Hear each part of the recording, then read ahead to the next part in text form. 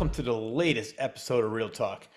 With me today is past Claw's Corner guest Rob Bull. He's a musician and he's also a friend. And not only that, he is the editor for me, where I met him at a Twilight Zone convention last August. So it's been about a year I met him, and he wanted to help me get my radio show and podcast on some of the other platforms. So he took it upon himself, watched a couple YouTube videos, and next thing you know, I'm on Spotify, iTunes, Amazon Music, Audible, and iHeartRadio. So Rob, thank you very much. Not only are you a great editor, you're also a great friend and great guest. So I've had you on the show 2 or 3 other times on the Claw's Corner. I interviewed you. We talked about your life story. We talked about all the different things you've been through. We talked about your love of Twilight Zone. But now, this is the first time that you and I are doing a real talk, which I normally do with my co-host John Bristol, who also edits the show for YouTube. So he and I talk about movies, and lately I've been having different guests on, and Rob and I have a very similar taste in movies, TV, music. So I thought it was a perfect way to just talk about some shows and some recent movies that came out. And Rob came up with this idea. He said, Rich, there's a show on Netflix. You have to watch it. You're going to love it. So I watched 2 episodes. So far, I love it. I have a couple more to watch. So Rob, take it away. Why don't you tell them what I'm talking about? And once again, welcome to Real Talk. Thank you very much for being on the show. Awesome. It's amazing to be here as always. I can't wait to really get into it. Yeah, so me and my wife Ashley were perusing on the Netflix, and I saw something by Guillermo del Toro, who's he directed what the Hellboy movies. Not the latest one, but the 2 with Ron Perlman. Yeah. And Labyrinth. I think Labyrinth, yep. Oh yeah, of course. Again. And he also did And the water movie. The one with it won an Oscar. It's the yeah, fish, is it the I can't is it remember the the name of Sound it. of Water or something like that? Yeah, Something like that, where a I lady falls in love with a fish. I heard it's yeah, good. I never saw it, but yeah, I do like that yeah, I director. I heard, do have faith in him, so I'm sure it would be good. I just never saw it yet. But the show that you and your wife mentioned to me is called Cabinets of Curiosity. So tell me a little bit about what it is and what it's about. it's an anthology TV show that has I believe 8 or 9 of various length horror stories, kind of in the vein of um H.P. Lovecraft. Some are um some are direct stories that they made of his, and into the episodes. And then I think I didn't look too far into it, but I think some of them were uh written by original, you know, their original writers. The first episode is written by Guillermo del Toro. You haven't checked that one out yet, because I asked you to check out 2 specifically. And that only because I know you're a busy man, and I knew you wouldn't be able to watch all of them by the time we did this. But that one is very good too. That one is um very good. I forgot what the name of it is though, but it's hmm, Yep. Well, the drawing a episodes blank here. yeah, we'll get to that later. But I do want to say you had me watch 2 episodes. One was entitled Yes. Autopsy. The other one was entitled Pickman's Model. 2 great episodes. So that makes me want to go back when I do actually have some time and watch the rest of the episodes. So I want to start off with the first episode that I did watch, called Autopsy. And well, give our viewers a brief synopsis of what it's about, and then I want to get into it because it has a really good cast, a great story. It was well acted, and I'm gonna say it's definitely, especially with the way it starts out. With how do you pronounce his name? Guillermo. Guillermo, or Guillermo del I think there Toro. might be a roll in the R, but I'm not good at that. Yeah, Guillermo. we'll stick with Guillermo. Yeah. No rolling R's on this show. So Yeah. yeah, it starts off with him coming out, a la Rod Serling, doing a little Yes. bit of Yep. an intro. But you know what? Yes. Thank you for getting into that. Yeah, well, I want to get into that, but also, I mean, I definitely there was a huge Twilight Zone influence, I think, but there's also a huge Tales from the Dark Side influence, Tales from the Crypt influence, which those 2 shows were obviously Oh yeah. heavily influenced The from night, Twilight Zone. yeah, and the night gallery. Yep. Yep, which was again, well, that was Rod Serling too, but then that obviously was after Twilight Zone. So basically, the mother lode is the Twilight Zone. Nothing would have happened if it Yes. wasn't for the It Twilight always Zone. goes back. It It always goes always back goes to the back Twilight to, Zone. But I like which is, when TV shows such as this one, they I guess you could say emulate and they're paying homage to it without being a blatant ripoff. And that's what this show was. It wasn't a blatant ripoff, but you could definitely tell just the way the structure of the show is, how they do it, and some of the twists and turns. They definitely had some Twilight Zone influences, but not once I say, "Oh my god, this is a complete ripoff." I yeah, enjoyed no, it both was episodes. very, I think it was like you can see the inspirations, but you could also tell it was very, very different. Yep. It was a lot more horror, and grotesque type horror, which you don't, there wasn't that much kind of, there was horror in the Twilight Zone, but Yeah. not the grotesque Lovecraft type horror. Yeah. Although Rod Serling, I believe, was a big H.P. Lovecraft fan, which to me makes a lot of sense. Hmm. I I'm also a huge Lovecraft fan. I've been really the last couple years, last 2 years, I've been really diving deep into his library and his life, and actually there I saw, I think there was a little short video I saw of like kind of like a trailer-esque, so I wonder if somebody just put it together of actually on the night gallery, they did they also did the story Pikmin's model, Oh, really?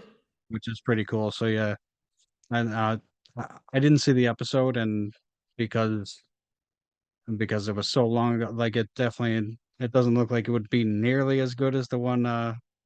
that Guillermo del Toro did for his show, because it, like the costumes and everything looked like they were from plays and stuff. Which I remember Rod not being, I at some point checking out from the night gallery because he didn't have that kind of control that he had Hmm. in the Twilight Zone with those kind of choices. So it definitely shows.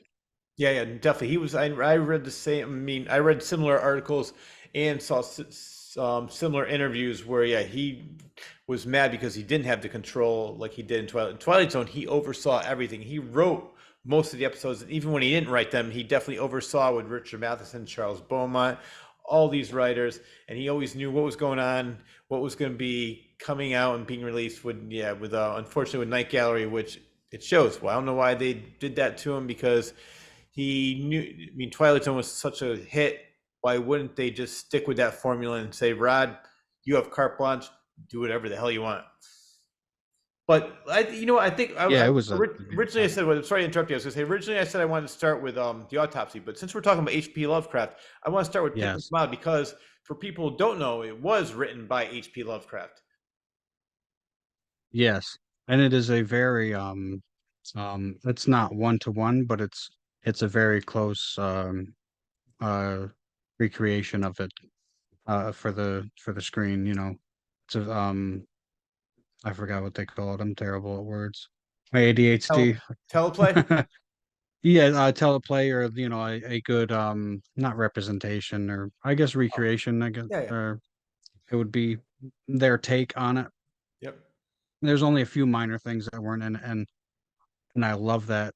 I love that it was so close to the actual story because it's such a great story. It's one of my favorites of Lovecraft, and I think maybe mostly because am I'm an artist. I'm not a visual artist, but a lot of my inspirations and stuff obviously come from visual, um, kind of creating own visual things without using um having people use their mind with like writing and music and stuff. So I kind of, as I was watching that episode, I found myself relating to both Pickman and Will, which is the Pickman. Richard Pickman is the the character that the story is based on, and Will is the kind of the main character, if that Yeah, well, you let's know. get into it.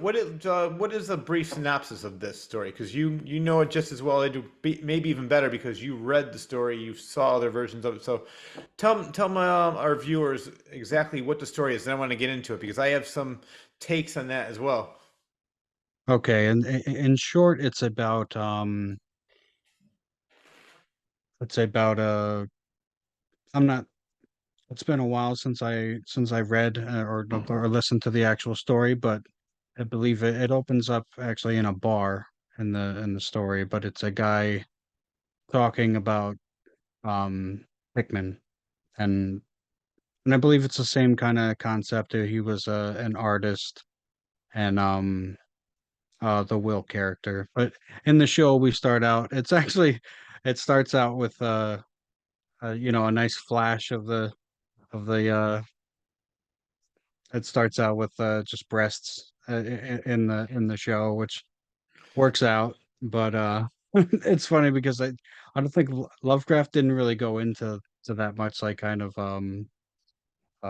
sexual stuff. He was actually asexual in a way, so I found that pretty funny that they put that in because he was like he had no interest in in sex at all, Wow. which I thought was very I think is very interesting. Okay, sorry, I'm getting off topic. I'm We're gonna be doing that a yes, lot in this show. Don't worry about that. yeah, it happens. Yes, so we have H.P. Lovecraft wrote a story, Hickman's Model, and it's basically about an artist that draws the most realistic, grotesque paintings and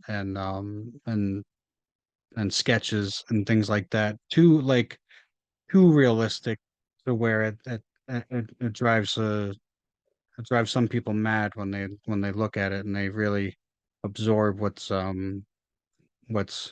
what he's putting down and you know on the canvas and and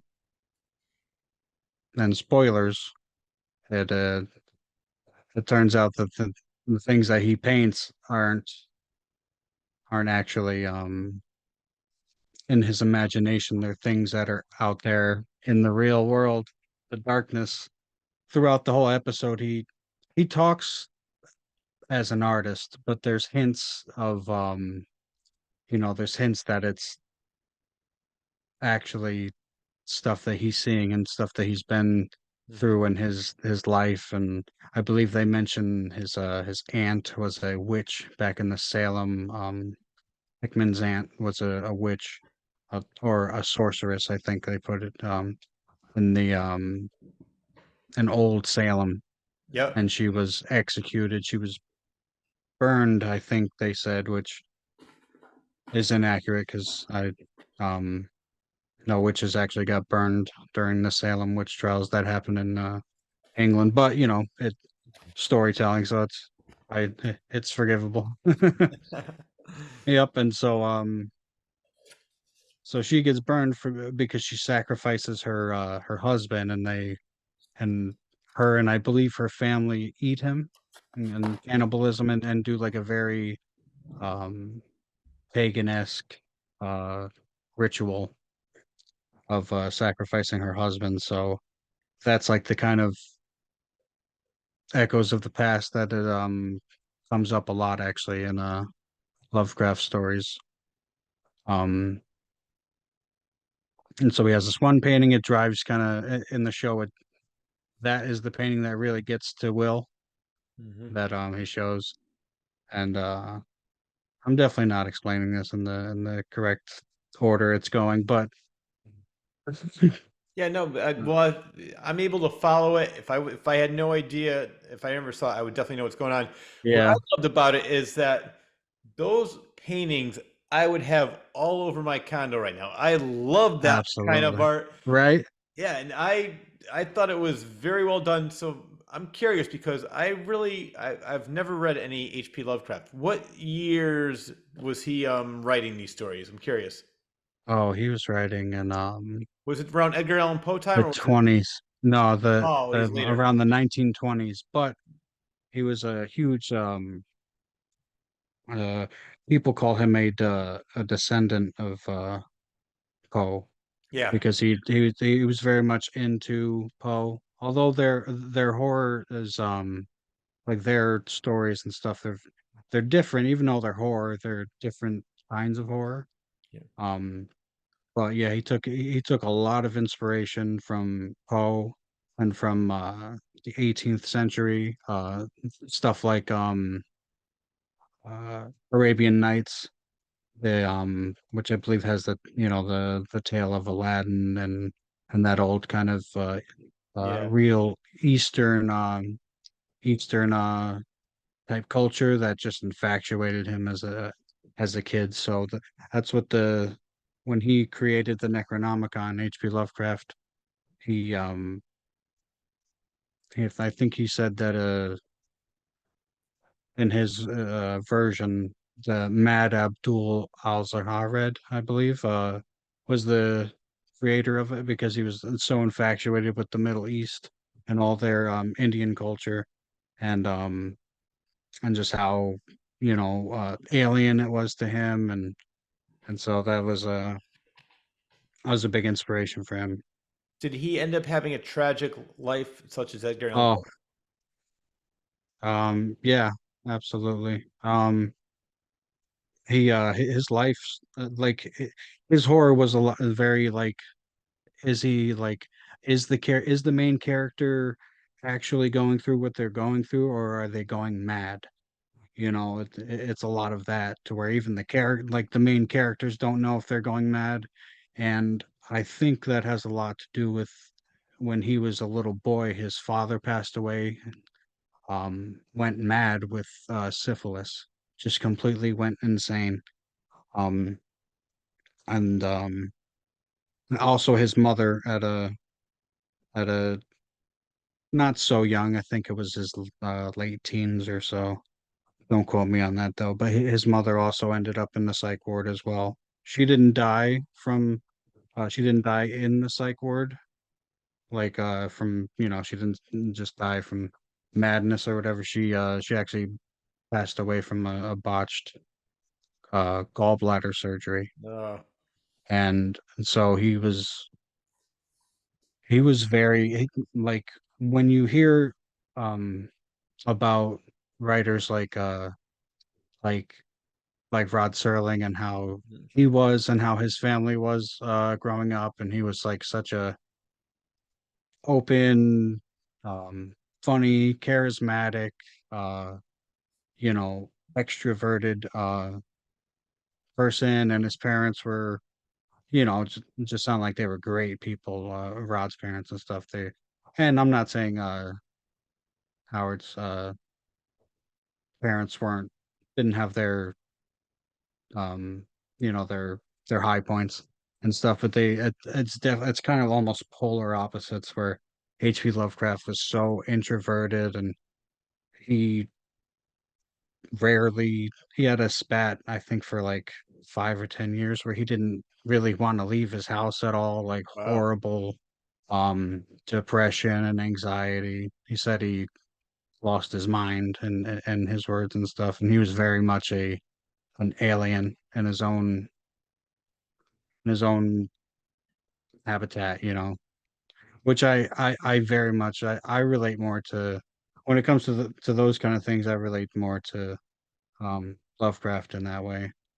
And it's funny because I relate more to the Think, Rod Serling type of personality, where yes, yep, more yep, outgoing, more having, I want to have fun. Even hmm though I know Rod Serling, a lot of what inspired his writing was losing his father, not being able to go to his funeral, and not being able to go home because he was in the army, and the army wouldn't let him out to go to his own father's funeral, and that really affected him deeply. So there was some anguish there, but for the most part, he seemed like he was pretty even tempered, had a great sense of humor, and had a pretty good life. Unlike H.P. Lovecraft, which sounds like, so I don't really know anything about him. That's why I'm loving this conversation, because I know obviously who he is. I know some of the stories he's written, but I've never read anything from him. And I've seen a lot of adaptations, such as the one we saw, Pickman's Model, and also there was another TV show that I think one of them was called Cigarette Burns. John Carpenter did. I'm not sure if you ever read that. It was Masters of oh Horror.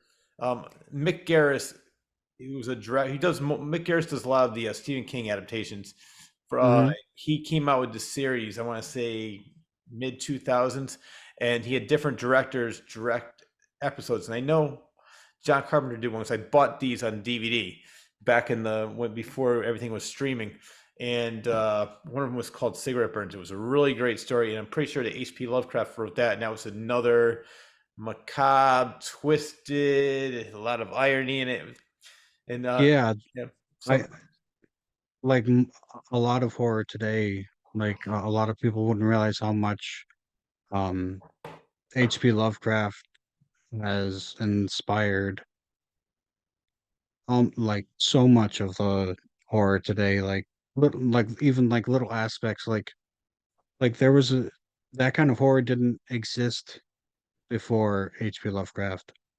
Um, most of the time in horror stories and stuff, and like the gothic horrors, and people would usually end up usually end up being all right, even if they run into some bad luck or whatever. They would kind of like the monster would there would be somewhat of a happy ending, even if people died, or maybe not happy ending, but not just like an, an H.P. Lovecraft ending just can leave you bleak and hopeless because that's what the there's just a heavy blanket of indifference uh,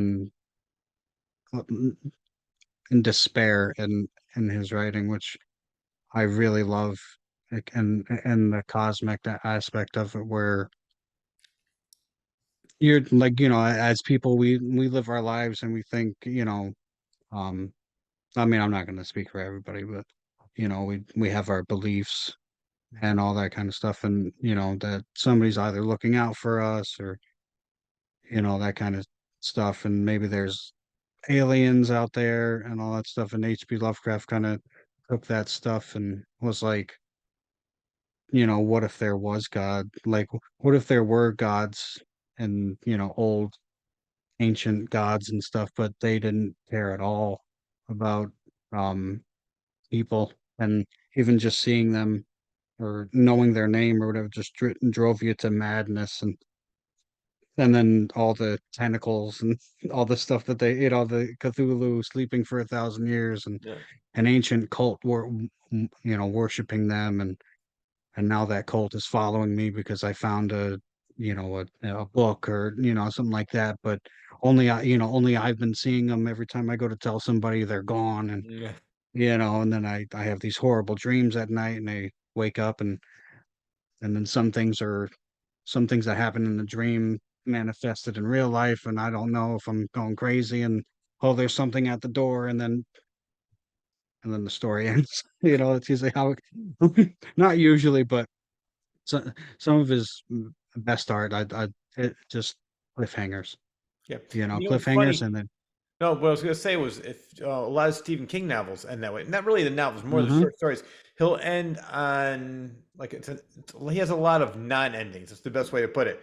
And I'll give one example. So I think it's not really giving anything away.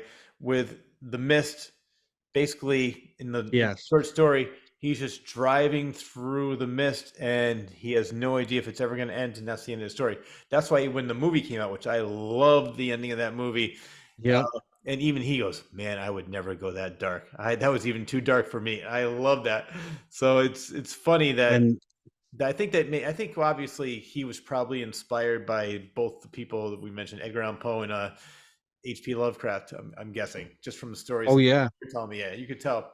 And I want to just without giving anything away, the end of that story, everything you're telling me, is proven at the end of the story. Or what's the name? Whitman's model. uh, Thickman's Pittman's model, model. Pittman's model. Sorry.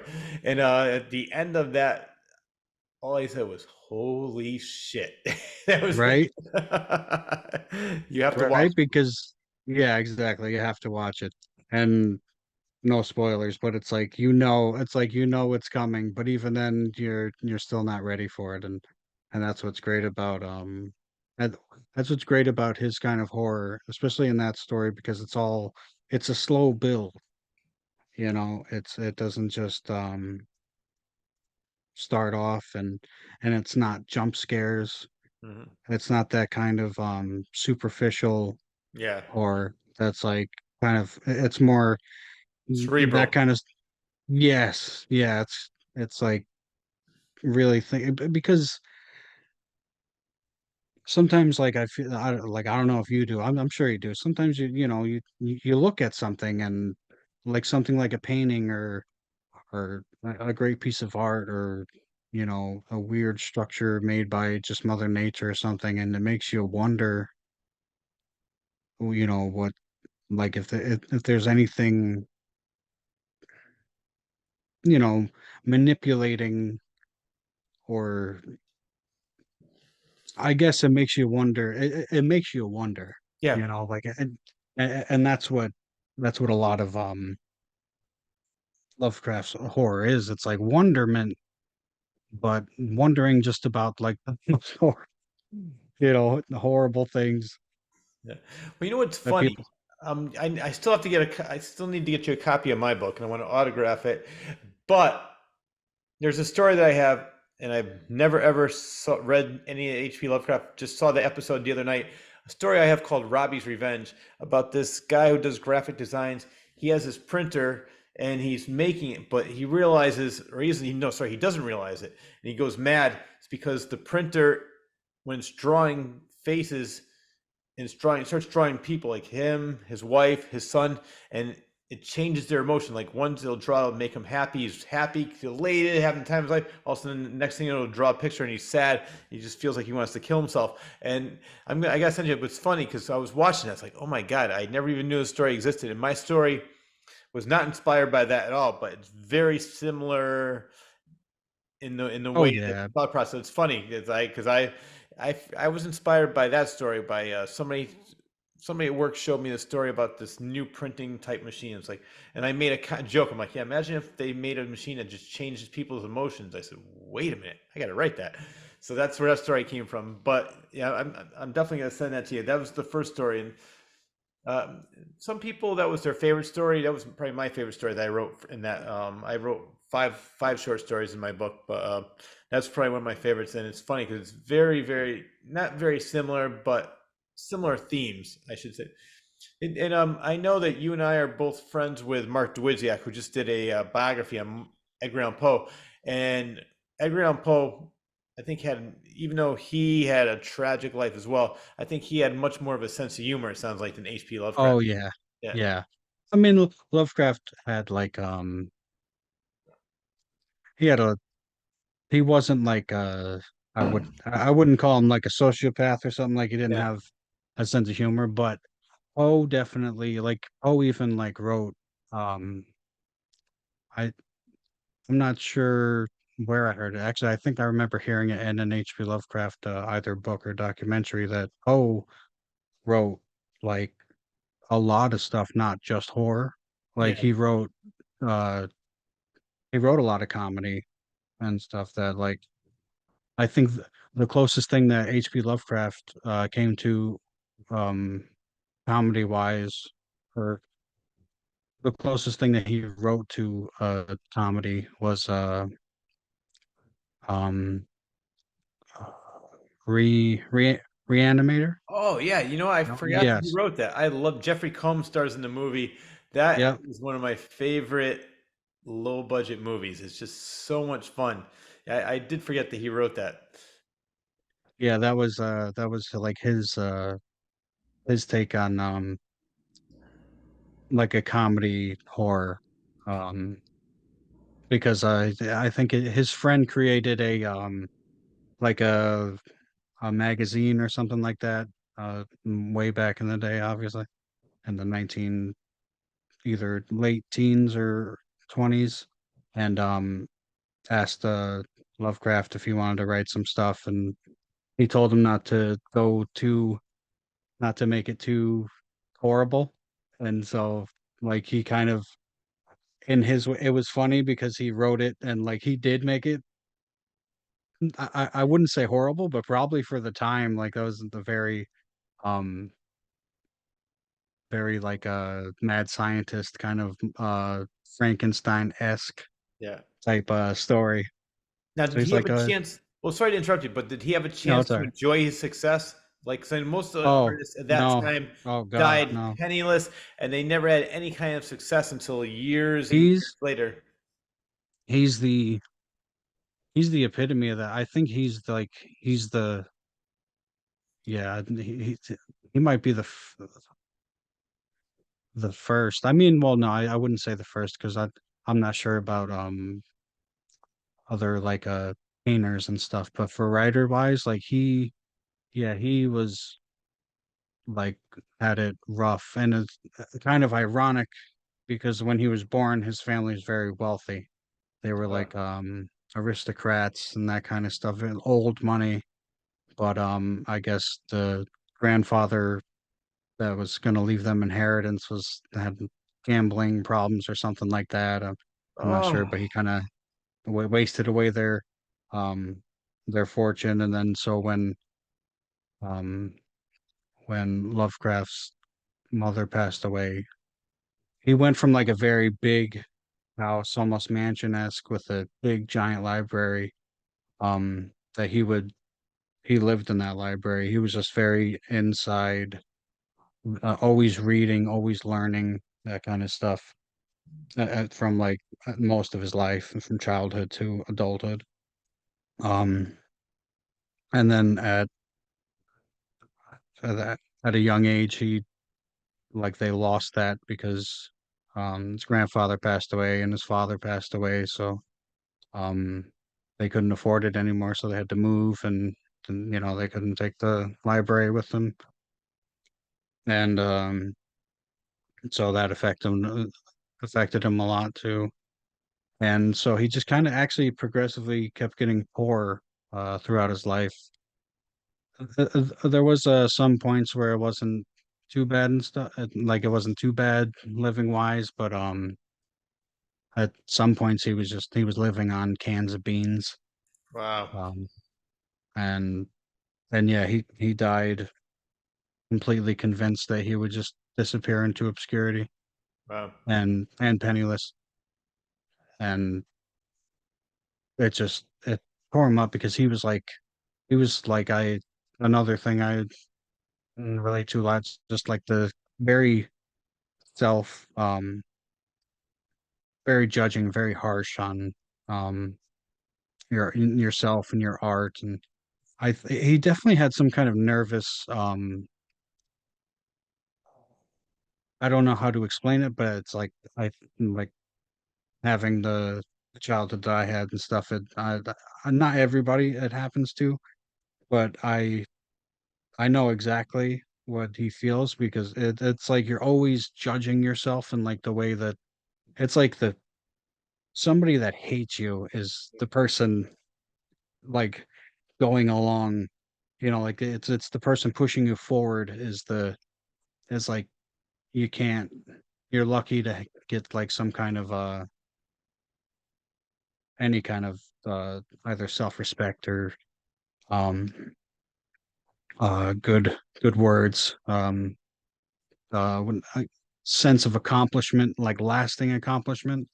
It's he was just so awful on himself, and there's so many stories and stuff that he just threw away that we'll never get to read. Yeah.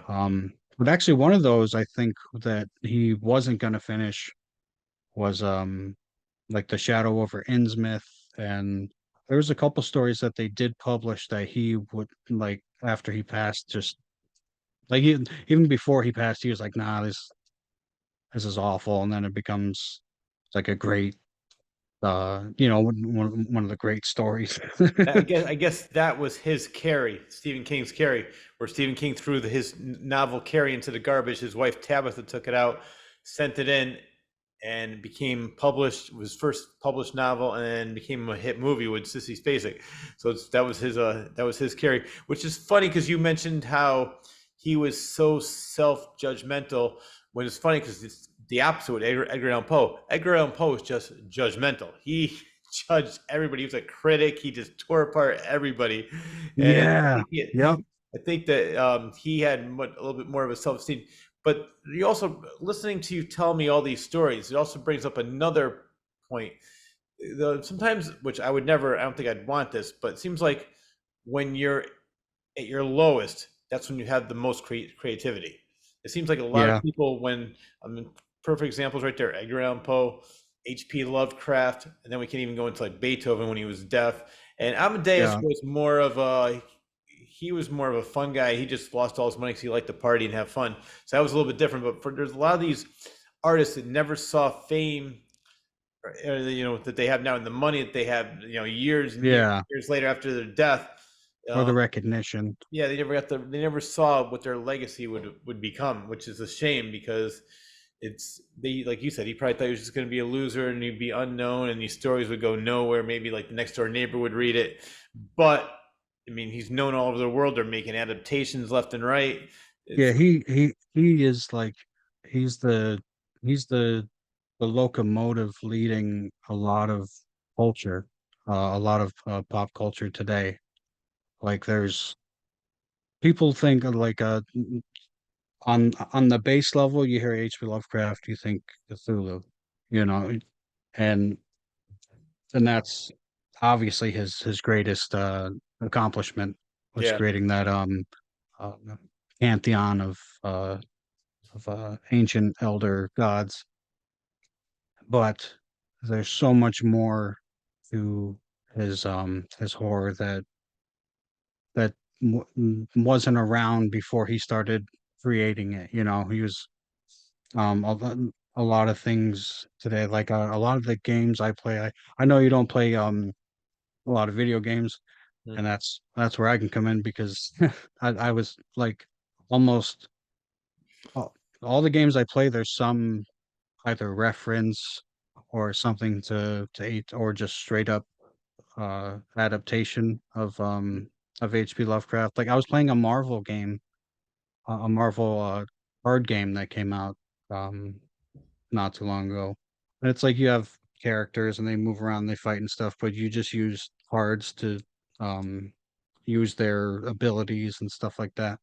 But it takes place in kind of an alternate in and out of alternate dimensions, and the dimension you're stationed in is like a weird offshoot of old Salem, Mm-hmm. and there's so many references and straight up like they even talk about they have a giant library and there's like a book in there of H.P. Lovecraft's and stuff like it's heavy influence in it. And now like I love just looking for that stuff. Yeah, Like another great huge game came out, Starfield. I don't know if you've heard of it, but I've heard of it. Yeah, I never played it. it's a space exploration game.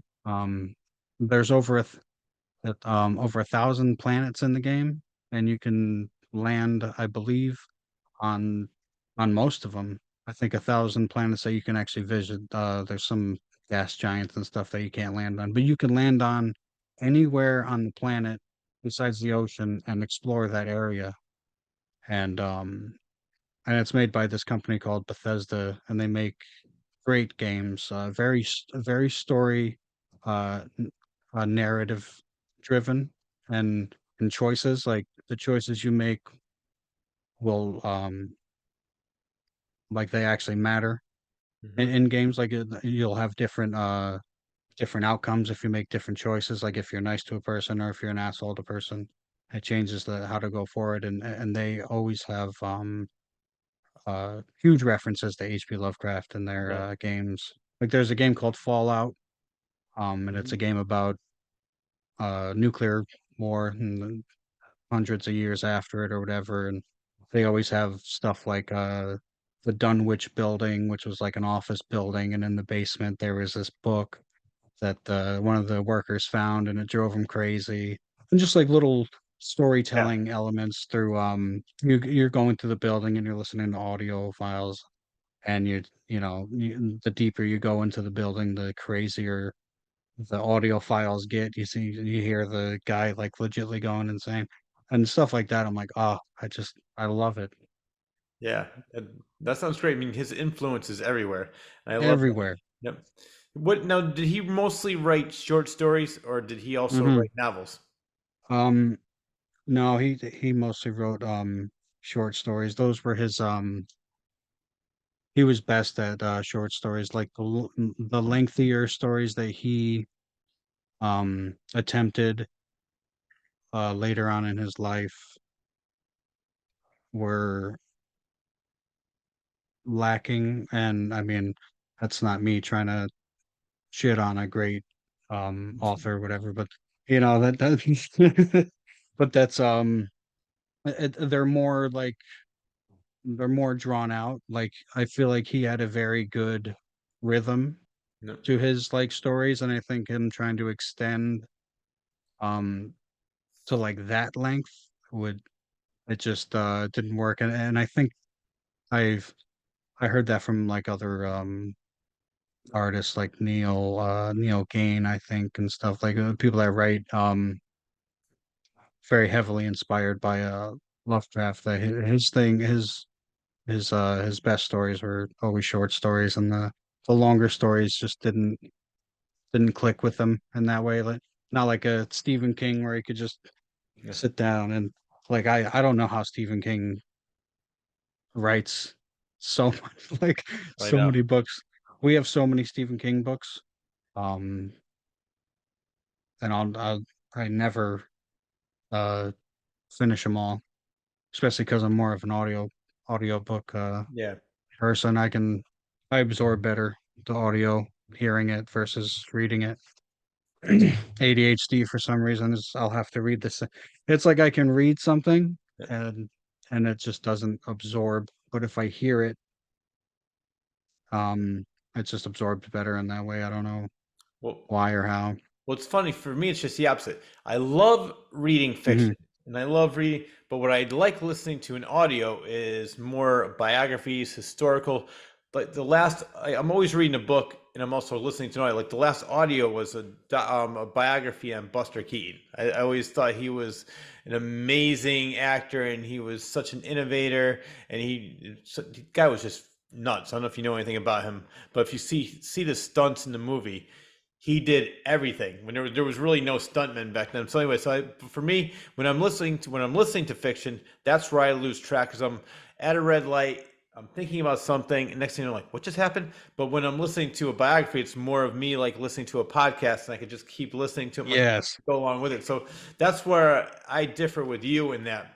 But I love reading. It's just for me lately, I have so many things going on that especially now with the show that I do. I'm always doing Right. research and I take a lot of time doing my research. So I'm looking up different things, reading different things, listening to a lot. And then next thing you know, that's over with. Oh, wait, I have another guest. Listening to things, reading things. So I've been doing a lot of that. So where I used to love reading for pleasure, it hasn't happened as much, but now I'm starting to work on my time management. We're like, all right, I'm going to read for an hour, research for an hour, hang out with my wife for a couple hours, Yeah. try to get everything, and maybe every once in a while fit some sleep in. Yeah. Sleep for 10 minutes. Yeah. Yeah.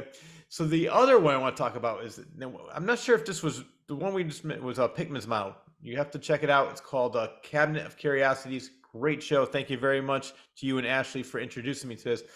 The other one you had me Absolutely. watch was called Autopsy, and it starred the great F. Murray Abraham. We all know him from Amadeus, Last Action Hero. There was another movie you mentioned he was in. I mean, Scarface. Scarface. Yeah, how can I forget that one? That was one of my all-time favorite movies. So, Right.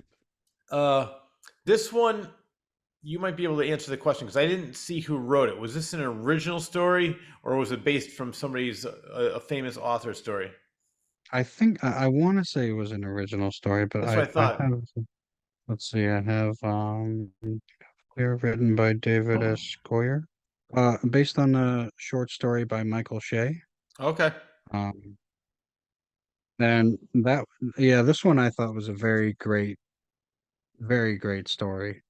Um, it kind of has like elements of like old noir detective work, um, but more taking place in like kind of like seems like a place like Montana or something like that. Um, but yeah, so it starts out like it's there's a sheriff in a town that's got like a real difficult case Hmm. that that just the more he digs, the more answers or the more questions that it um creates. There's what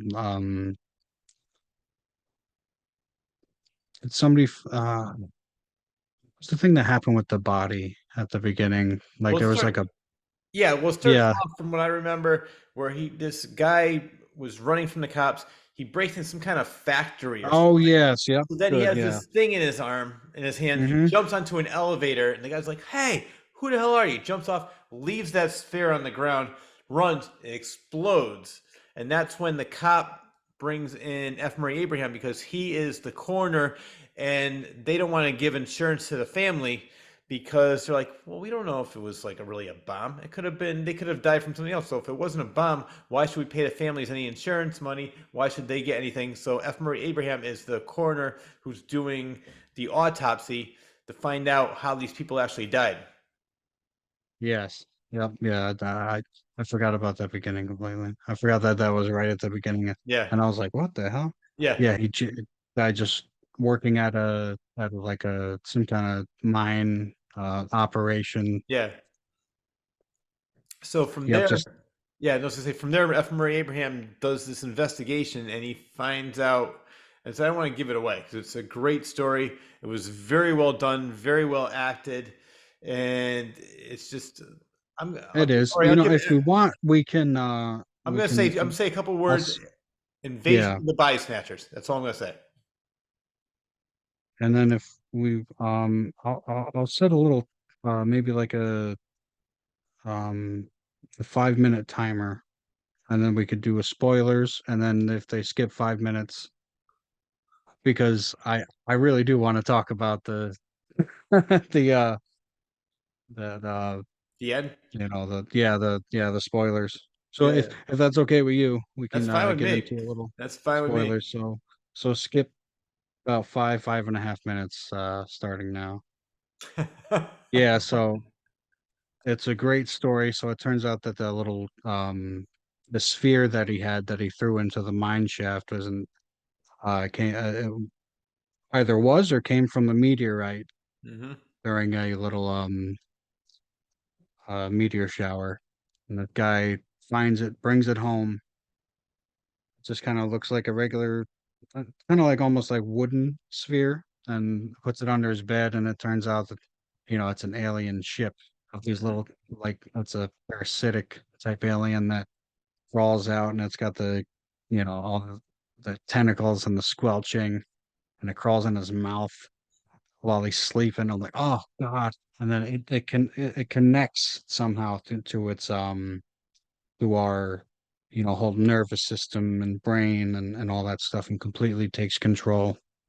And they know a lot about us. They've been doing it for a long time, so it's not the first and probably not the last. And then that's what took over. That's why he ran into the mine shaft and through it, because when the extraterrestrials get here, they have to destroy their ship. So there's no um they don't want humans to know, because they use us not really so much like cattle, but almost like I don't know how we would use vehicles, or something like Hmm. that, or even more. But the aliens are so arrogant also too, because all right, so okay, we got Well, I just want to say we have a couple three. more. I just want to say one more thing about this. What Mhm. made the story even more interesting and made the character even more interesting is the fact that F. Murray Abraham's character was dying of stomach cancer. He was gonna die anyway, so he didn't Yes, really give a shit about death. And there's sort of a confrontation between the alien and him and trying to overtake the body, and F. Murray Abraham fighting back because he has nothing else to lose. And that was such a well genius, done scene. I mean, the way it was just genius. drilling into his stomach and his side. Oh, Yeah. and then he's laying down there. Yeah. I know we're skipping it over. I thought maybe 5 minutes wasn't long enough, but we'll just keep it that way. And his aliens going inside him. He's stabbing out his eyeballs and his Yes. ears, writing a little note for the sheriff. I was like, "Joss, it's so genius. That's like a flip, because Yeah. it's like it's horror, obviously, but it's like humanity winning, but in like in a horrible way. I thought that was so. genius, you Yeah, know? Especially that thing was so arrogant, the little alien. yeah, but that's what made it great because he fought the one guy that had nothing to lose. Yes, yeah, Yeah, yeah, and that's just a genius. I love the outcomes of stories like that, and this whole series um is just great. It's it's honestly one of the best series um I've seen in a like horror series I've seen in a while. The last season of Stranger Things was actually really good. how many more seasons are left? I gave up on that show, not because I didn't like it, but it became a commitment, and I said I just can't get into any Yeah, more TV shows.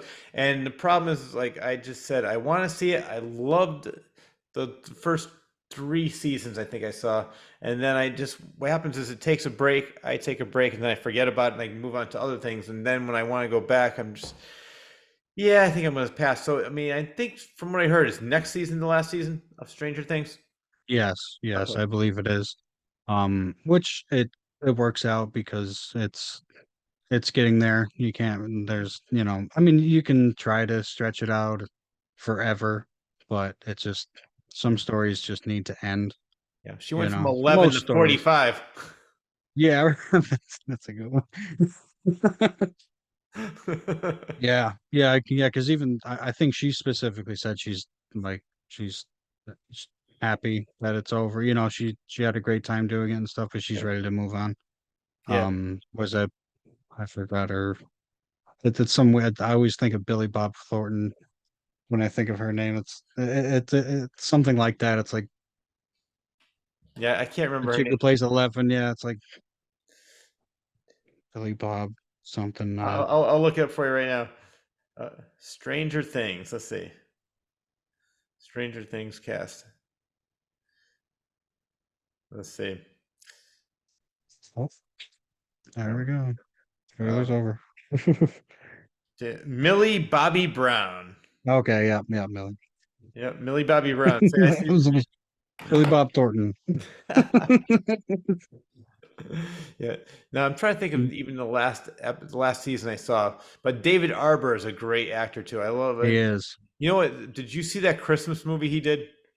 Oh yeah, Played Santa, Silent Night or something like that. something like that. Yeah, where Yes. he plays a drunken Yeah. Santa. That was such a Mm-hmm. fun movie. That was perfect. Yeah. Yeah, that was a great movie because it was just a fun movie, you know. Yeah. Like they're few and far between now, especially comedies. There's not as many great comedies I feel like coming out as there used to be. And I've actually Yeah. heard a lot of comedians talk about this too. I don't know if you ever watched the Workaholics, No, where I know of it though, but I never saw it. one of the main characters in there, I think Adam Devine or whatever, it said like he doesn't even really want to do comedies anymore because they're just not funny. Yeah. He's like it's rare now that he comes across this script or even a movie that's even just coming out or whatever that doesn't have some kind of, in his words, agenda, some kind of. Exactly. Well, it's become such a politically correct, safe society. Everybody's afraid of being canceled that they're afraid to try anything new, try anything. So they're just doing the same old tried generic formula that everybody else does. And that's why I miss the days of, I was just talking about this the other day to somebody. Norman Lear probably is the most intelligent, most genius creator. I mean, he did All in the Family, The Jeffersons, Good Times, One Day at a Time, Maude. So many great, groundbreaking shows that broke so many taboos. And the best part is that all his shows were showing the ignorance of people. It wasn't being racist. It wasn't being political. It was just showing that, like with Archie Bunker, they're just showing how dumb he was, and that's why they had the counter with Meathead, his Yeah. son-in-law. But it's just that they can't ever make shows anymore like that because everybody is so worried about two or three people that will never watch a show getting on Twitter and saying that I'm offended. What are you offended by? Did you watch it? No, but I heard things. And it's sad that shows are being made to uh to that demographic. The people that will never watch it, that just love complaining because they have nothing else better to do. And unfortunately, yeah, I agree with you. I can't remember the last good comedy I've seen. On the other hand, though, horror is making a resurgence. Yeah, horror is really coming back. Like we both saw Talk to Me, Yes, let's and we talk about both, that. yeah, we both really loved that one. Oh my god, I That saw one it twice in three surprised me. days. I didn't. You know what's funny? I heard about the movie. I want to get your take on this too. But I heard about the movie maybe several months ago. I said, yeah, it's probably one of those same old generic horror movies. Yep. Then Yep. I saw a top 10 list of horror movies for the year. Talk to Me was number one. I said, really? I can't believe that. And I said, you know what? Yeah. I was afraid to even see it then because usually when there's too much hype, that's when I think I'm going to be let down. Finally, I said, I gotta see this movie. I went. I even after it was over, I'm just staring at the screen, going, "What the fuck?" It was that Right. good. So for people who don't know, it's an Australian horror movie. But you know more about this. I'll let you explain it. But it's two YouTubers that never made a movie before. This was their first movie, and I have to say it's better than a lot of veterans out there. Their first movie was better than some people who've been doing movies for 20, 30 years. So you tell me a Yeah. little bit about, because you're the one who told me. I knew about the YouTubing, but you gave me some clips of some of the other things they've done. So who are they? How'd they get their start, and how'd they get to talk to me? Yes. I don't know if it's their names, but their channel was Raka Raka, I believe, or Raka Raka, Hmm. um, something like that. And I believe they specialized in like um choreography and special effects.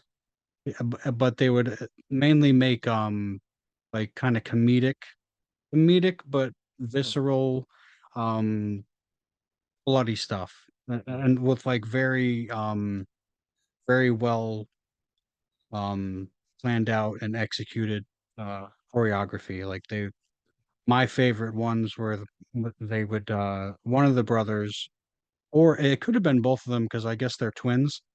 So they could have took turns. Both they would dress up as like Ronald McDonald, and he would go like on these crazy massacres. Um, with like he would like there was one where he finds the Burger King or whatever, and he like ties him up and pours gas on him and sets him on fire, and I like love it. he like beats the hell out of like just people. And it's like it's so it would even for back then, because I want to say I saw watching them for close to 10 years, and it was so good back then, the choreography and the special effects and the comedy, because it was just completely absurd, like and I really love that kind of Yeah, comedy where things just get like they just keep getting crazier and crazier, and even the whole premise is just bonkers. But they were really good at that. And I when I saw Talk to Me, I like the trailers for the first time, and I thought the same thing just because I feel like we're jaded a yeah, little bit now. We're kind of like, we don't want to waste our time or money on uh something that's just not gonna scratch that itch. But then once I saw that they were involved and that they were actually they wrote it and directed it, I was like, okay, I'll have to check it out. Even I was even still like, we'll see. But man, was I me and my wife Ashley, we went and saw it at the drive-ins, yeah. and we were blown away. Like, and I want to say for the first 20 minutes of the movie was cringy. I would say it made me cringe because there was so much like like the was heavily based around I think basically in the late teens, maybe early 20s. Oh no, I think they're in high school, so it's like late teens, but they're obviously, Yeah. they're played by people probably in their 20s. Um, and so there was that kind of like modern uh culture cringe of like, kid getting together, and like everybody's on TikTok and posting everything on social media, and it just was very like I didn't see it at the time, but I was like, "Oh, it's great." Like, it was making me dislike the characters, like a lot of the characters that they had in the show or in the movie. And so I wanted eventually I was like, "Come" I was like, I want something bad to happen to them, because they were just like so annoying and like because they're messing with the cursed hand and stuff, and they're just yucking it up and and I'm like, "Oh," I'm like, you know, I want them to get their comeuppance, Well, let's because stop like right there. I want to explain to our viewers exactly what the yes, premise of the movies. So the premise of the movies is, as he mentioned, Rob mentioned, it's a bunch of teenagers, and there's this TikTok challenge where there's this hand. Supposedly it's cursed. You grab the hand, you squeeze it, and say, "Talk to me and let me in." And then all of a sudden they go into some kind of demonic possession for about 30 seconds, and they're filming it, laughing, and then it ends. And then the next person does it. Talk to me, let me in. They do the same thing. They're laughing, so they try to see how far they go. It usually lasts about 90 seconds, and then they let go of the hand. They pull the hand out of the person, and like Rob said, for the first 25, 30 minutes, nothing happened to them. But I love movies with a slow burn, and I want to yeah, disagree with you for what you're saying. For me, I like the characters only because it didn't seem like the stereotypical teens. To me, they seemed like real teenagers, like real kids, what real kids that age would do. Like, oh, let's go on TikTok, let's do this. that's true. So That's that's what true. I liked about it, and I know I Maybe do. that's why I disliked it. Yeah. It was too real.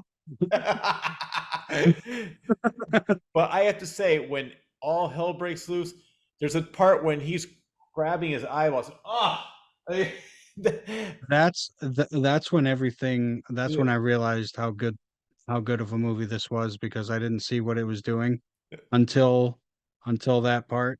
Because like I was saying, like all the characters, yeah, well, besides that one, I was like wanting something bad to happen to all like oh yeah, they got their phones up and I'm like, I can't wait for something to happen to you guys. But then it turns out to be the one character that I actually liked yeah, that that they set up and like you don't that's what really initially blew me away where I was like, oh wow, it's like they tricked me. yeah. You know, That I was like, I thought I knew where this was going.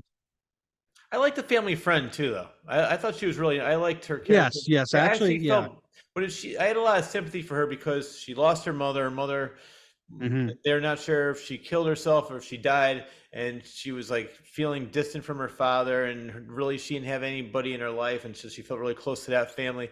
So I really did like her, and the funniest Yes, yes, scene me in the too. She was one of movie. the main characters. Yeah, yeah. It was more the TikTok, Yeah, yeah. um, I know which one you're talking about. teenagers. Yeah. Yeah, The funniest, the TikTok teenagers that I was like, "Oh." I think the funniest scene in the movie has to be Daniel, the boyfriend with the dog. I was laughing so Oh, hard. yeah. Like I said, I don't want to give everything away, but just you have to watch this movie because what you're thinking that's going to happen does not happen. What you're thinking is not going Mhm. to happen probably does happen. It's just you have no idea where this movie is going, and it had probably for me one of the all-time best endings of a horror movie in a long time. I did not see that coming. I did not see that happening. And then when she saw that light, I like I said after the movie was over, like what the hell? It stung for a Yeah, it just second. leaves you like, Yeah, "Wow." Like, I was which is just so good. It's, movies like that and stories like that, when they hit, it leaves me with a feeling of like, "Oh, they you can still make, like, there's still stories to be told that, that aren't, sanitized yeah, or, um, I feel like a lot of the stuff that comes out nowadays is just like bland food paste yeah. compared to like a filet mignon. It's just like it's safe, it's not gonna hurt your stomach. Just shove it down there and give us our money and, you know, but I like the one, yeah, like with this story and also going in the Cabinet of Curiosities, like the stories that are um being told, either new or old, or they're, you know, we're in such a good place for cinema and special effects and all that kind of stuff. It makes me sad how much garbage comes out, versus like what could what could be, I mean, but at the same time, I'm like, good stuff still does come out, so that's all you can hope for, that it's not completely just, oh, you can't do that, Well, you know. there's one author I'm going to be interviewing. Right now it's September 11th. I'm going to be interviewing Paul Tremblay. His book, The Cabin at the End of the World, was the M. Night Shyamalan based Cabin in the Woods on that novel. So I've been doing my research on him. I met him several times. Wait, really? Yeah, Wait, Paul was that Tremblay. the oh Yeah. yeah. Yep. Oh, that was Well, M. Knock Night at the Cabin, or No, it was Knock at the Cabin. Was the name of the movie. Cabin at the End of the yeah. World was the novel that the movie was S- based on. So I'm interviewing I the yeah, I author. just watched that too. Yeah, I just watched that maybe a couple weeks ago. I really liked that movie too. That's yeah, awesome. That's yeah, incredible. yeah. Well, you know what's great? His name is Paul Tremblay. I met him in 2000. I want to say 17 or 18. Might have been even before. He came out with this book called Head Full of Ghosts. I have no idea how I heard about it. It might have been something I saw on Facebook. I read it.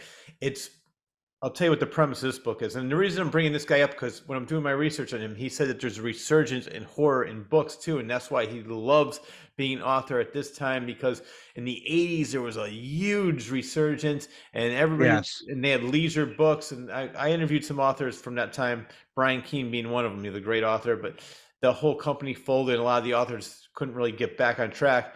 But Paul Tremblay said, like, now it's almost back to where it was before.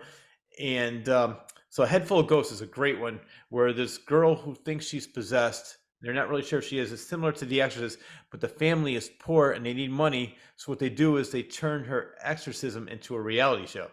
It's a great novel. Oh wow. Oh, A Head Yeah, Full of Ghosts. that's Yeah. wow. Yeah. And I could see that being a thing. Yep. So they were I could see that. Yeah, no, definitely, and it's very well done. I said, "Who is this guy?" So what was great, I was visiting my parents in Cape Cod, and I saw he was doing a book signing there. So I said, "You know what? I got to go meet this guy." So I met him, talked to him, read the book. Then I got a couple of his other books after that. Then in Haverhill, Mass, they have a book fair. He was there, so I didn't. Afterwards, actually, it was funny. After Cabin at the End of the World came out, this was the book. I said, I want to have Yeah. you on my show. He goes, well, wait until the paperback comes out. I'll have something to promote. I lost my show for a little while because the people I was working with, everything just fell apart. So very recently, um, I want to say maybe it was last month. That's how recent it was. It was in July. He came out with a new short story book. So I said, I couldn't reach him on Facebook anymore. I was friends with him on Facebook, but now he's so big that you can Yeah. tell these people, like, thank you for contacting Paul Tremblay. And I was like, all right, so he's not even reading these. So Right. Providence, Rhode Island, he's doing a book signing. So I went up to him. I said, you probably have no memory of me. He goes, Rich, how are you? I said, oh, okay. So you do remember me. So I said, here's the text. I don't know if you remember this, but I want you on the show. Dude, let's do it. So I cannot wait to talk to him because I love his stuff. And if you like the movie, read the That's book. The book is so much better for me. I'll tell you what. Yeah, I'm sure it is, because Yeah, that movie was written like another one too that like blew me away for, yeah. I'm sure there could be critiques on at least the movie because it's a M. Night I like Shyamalan M Night. movie. I mean, Me M Night too. is hit or miss, but he's sort of like Mel Brooks to me. Like Mel Brooks, I love a lot of his movies, but some of them are like, this just is stupid. M Night, these are great I movies, and other ones like, Yeah. yeah, Yeah, and it's like, I mean, you know, that's every artist has their yeah, exactly. hits and misses, there's nobody's uh No, incapable of, you know. you're never going to please anybody, and the best thing is don't even try. Just make something that you think is good. Don't try to make it for the audience. Make it for yourself, and the audience will find you. I always tell people Exactly. that because I've probably talked to you about this before. When I was writing my book, I joined a book club and writers club, sorry, and they actually had me teach a couple classes, and I started out with a thought of my book. People were already writing their book.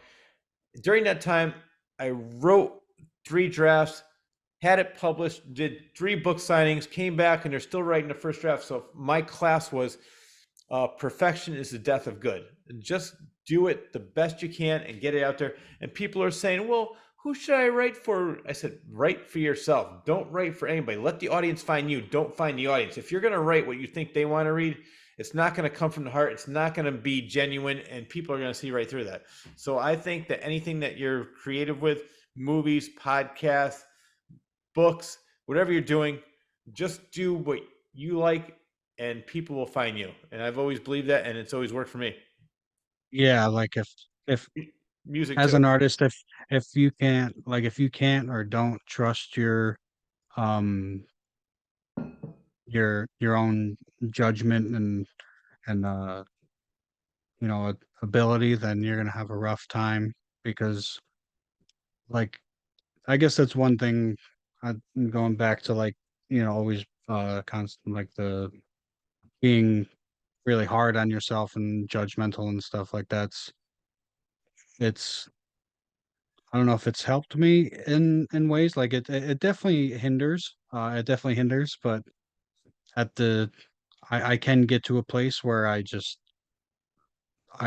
kind of I just step out of myself. I push that I get away from that person and I just go into wherever I go that just pulls the pulls the words out and the feelings and ambiance and that stuff, and it's not even really it is like about not about me, it's coming from me, but it's more I'm not thinking of it in that way, Yeah. or like, who am I gonna please or what am I gonna it's more of like, is this something that I can be be proud to show somebody, and the times when I am proud to show somebody my stuff, they I always get a positive feedback, and not to say my stuff is perfect, my music or whatever is, it's obviously everything has everything can be critiqued. So Yeah. that's also something to keep in mind too as a writer. It's like everybody has some kind of um something that they don't like Yeah. about something because it's just, the humanity.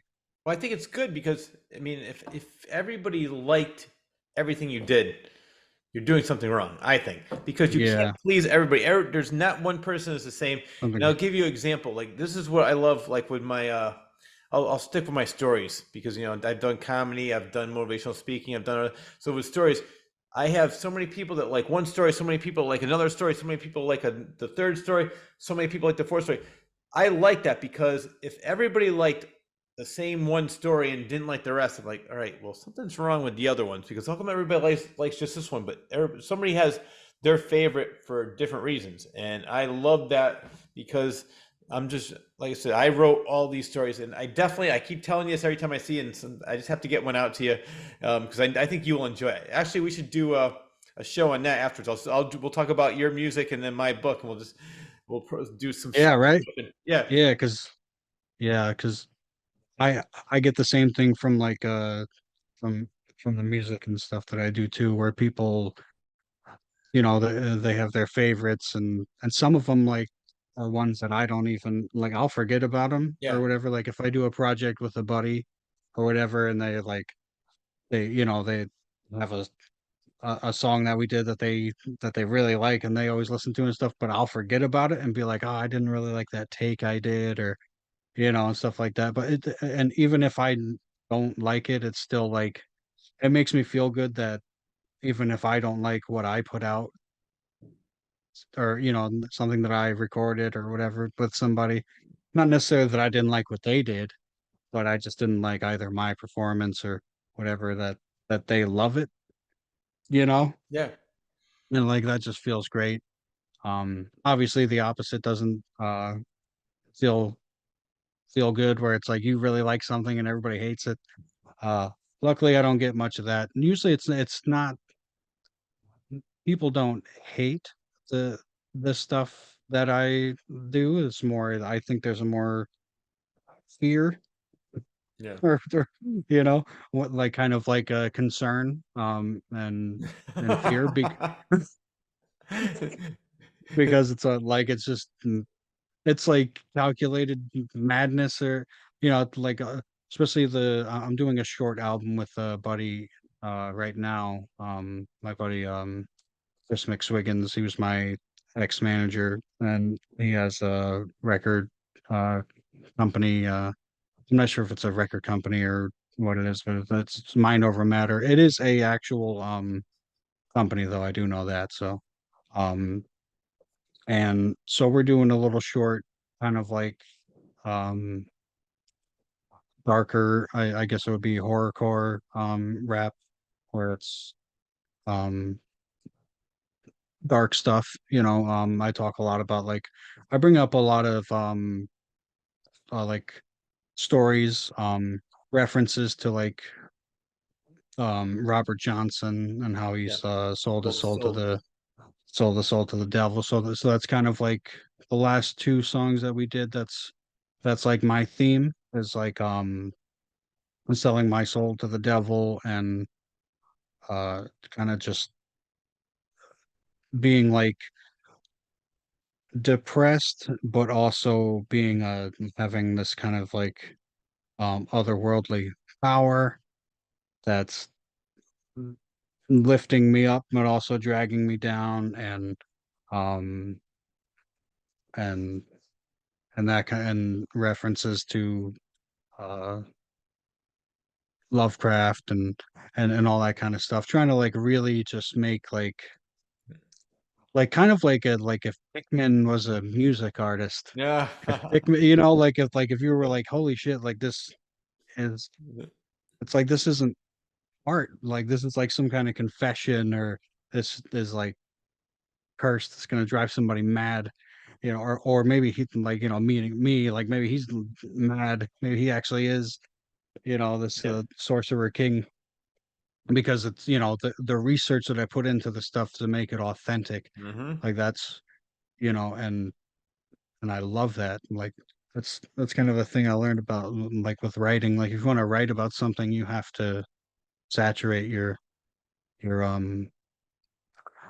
your soul and your brain in it if you want to like write about a particular um type things. And I guess for me it's not really particular. It's because it's more of the ambiance.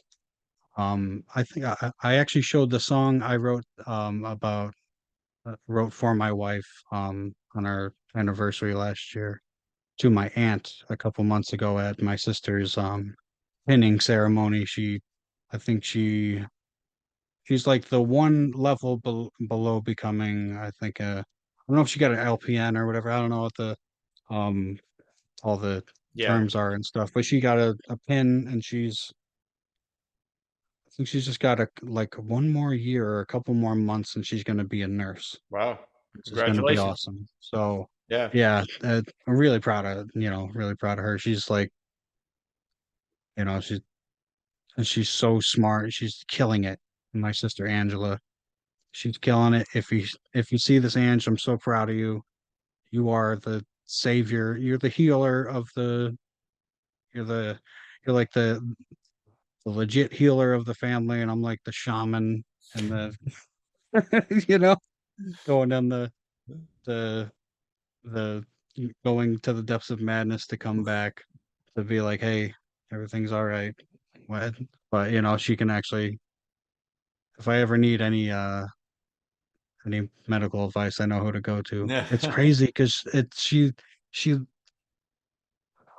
like she she was telling me a story how like she had to uh, cut off somebody's toes My or God. whatever, and she like it kind of freaked me out because she was like all about it. She was like, "Yeah, it was awesome," and I was like, I didn't.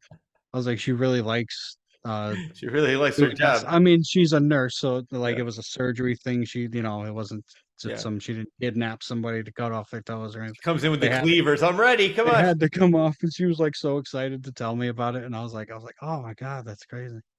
Like it, I like your even family. I was like, I'm making me a little like squeamish. I'm- You have a It's a fun bit. family. I could tell. Oh yeah, yeah. We're definitely a cast of characters. Yes. We're all like different, Oh different yeah, in our own ways, that's different funny. but similar. Yep. You know how families are. Oh yeah. No, but I always tell people because all the different things I've mentioned I do. Like I'll say comedy and writing right now for those two. I said I don't care if people like me. I don't care if they hate me. I think the worst thing that anybody could ever do is be apathetic. Like, yeah, it was okay. Like I've had people that hated my stories. I had people that loved them. I've had people that hated my comedy. I had people that love my Mhm. comedy. But not once did they say, eh. Then that I think would be the Yeah, worst ever. Like somebody that just I remember right. years ago, somebody goes, "Well, if you make your comedy a little bit more generic, you can probably get better, bigger shows." No, I'd rather have that rabid audience that loves me, comes to see me everywhere, be true to myself instead Me of too. playing. Because somebody wanted me to play the Wolcott, where I live in Connecticut, the Wolcott Fair. I said, no, "There's no way I'm doing the fair. We're not with my humor because there's little kids running around, things like that." And they're like, "Well, if you Yeah, do it, we'll make it more generic." I said, "No, I don't want to make it more generic. I love my sense get of some humor." more money. Yeah, exactly. I could care less about that. I'm doing it because I had a lot of fun doing it, and it's just I wasn't doing it to be the next big thing. If it happened, I'm not going to stop it, but I'm going to do it on my terms. I'm not going to change my sense of humor to compromise myself to get better shows. I'm going to make them come to me, and that's what I've always been like. And everything I've done I've been pretty successful in. Like just because I think just like you with your music, you believe in it, you know it's good, and you do what you want to do. And there's always going to be somebody that likes that. Yeah, yeah. Like it's definitely being a creative person is it's interesting. I mean, all people are creative. I Yeah. believe, you know. But the people that really pursue that and kind of go down those alleys, it's a tough it's a tough way to go, You have to and be back to the thick-skinned. apathy. Huh? So it's Yes, good. yeah, You have to be thick-skinned. you have to like kind of I mean, some artists don't have to. They kind of just do one thing and then Yeah. they blow up or whatever. But, most artists, it's blind faith. And even beyond that, it's, oh, I got my, if you heard something, my dog's over by the door. He Ah. just did a, um, it's for the fun of it. Like, Exactly. because it's, I wouldn't trade any amount of money, um, for what I've done and like what I do. Like if I was to like have an infinite amount of money and then lose my lose my mind and not in like the Lovecraft kind of lose your mind, but lose that creative Yeah. part of my mind. I can't imagine. Um, that's like that's so crazy. I can't imagine being sane. It would drive me crazy. you know, I can't imagine not thinking the way that I do and and making what I make and which that's every artist, you know, Oh yeah, or definitely. I hope, you know, Yeah. at least the ones that really keep with it. And it's like you can tell those artists, it's like they believe in themselves, they believe in their art more than they believe in themselves, Hmm. or anything, Yeah. Well, I always say to people, I said, there's a difference between arrogance and confidence. You can be confident in what you do, know that you're good at it, but you don't have to be arrogant about it. And there's a huge difference in that. Like for me, and I think just the same as you, we're very confident in what we do. We know what we do good and we love what we do, but we're not going around telling everybody how great we are. So there's a difference in that. But I think unfortunately, like I agree with you. Most people are creative. The sad thing is that so many people are afraid of failure, and failure is the only way you can really succeed. I mean, every time you fall down, you get back up, try it again, fall down, get back up, try it again, and then you just get better at it, better at it, better. And finally, you're like, really? Well, I used to think this was difficult. Now this is easy. Yeah, like failure is one of the best. If if you can change the way you think about failure, that's one of the greatest things that a person can have. You know, it's failure and everything. It's how the universe operates. It's Yeah, conflict and resolution. It's like if you try something and you fail, you have two options. You can just not attempt it again, or you do, and then that just repeats yeah, with everything in life. You know, you attempt it or you don't, and then eventually, even if it's just, you do it for thousands of hours and you get one success, still one success. it's so worth it, you know? Oh yeah, and it's funny because I never say no to anything. I'm like, Rich, you want to do this? Yes. Do you want to do this? Yes. And there's times where something did not go well at all, but then that opened up a door I never even knew existed, and then I ended up doing this completely different thing because of that one thing that I failed at. So, and I think unfortunately, too many people care about what other people say. I never cared about what anybody thinks about me. I can care less what there's because I'm living my life. I'm having a good time. I'm not hurting anybody. So just get out of the way if you don't like me, because if you like me, come along for the ride. If not, get the hell out of the way. That's always been my mentality, and nothing that people say has ever bothered me. When I did comedy, people say, "You seem like you like it more when people hate you." I'm like, "Yeah, I think it's fun."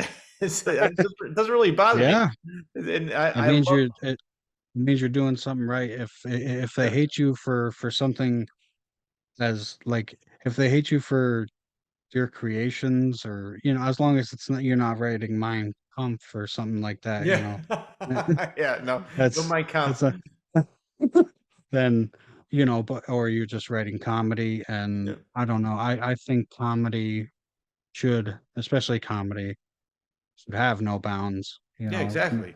because that's not how comedy works. Like people, whoever's trying to control things in the entertainment industry has no clue, No, exactly. like doesn't like know what entertainment really is. I mean, especially in comedy, because comedy, it doesn't matter if you have a crowd of 10,000 people and one person laughs, then Mm. that's comedy. That was funny.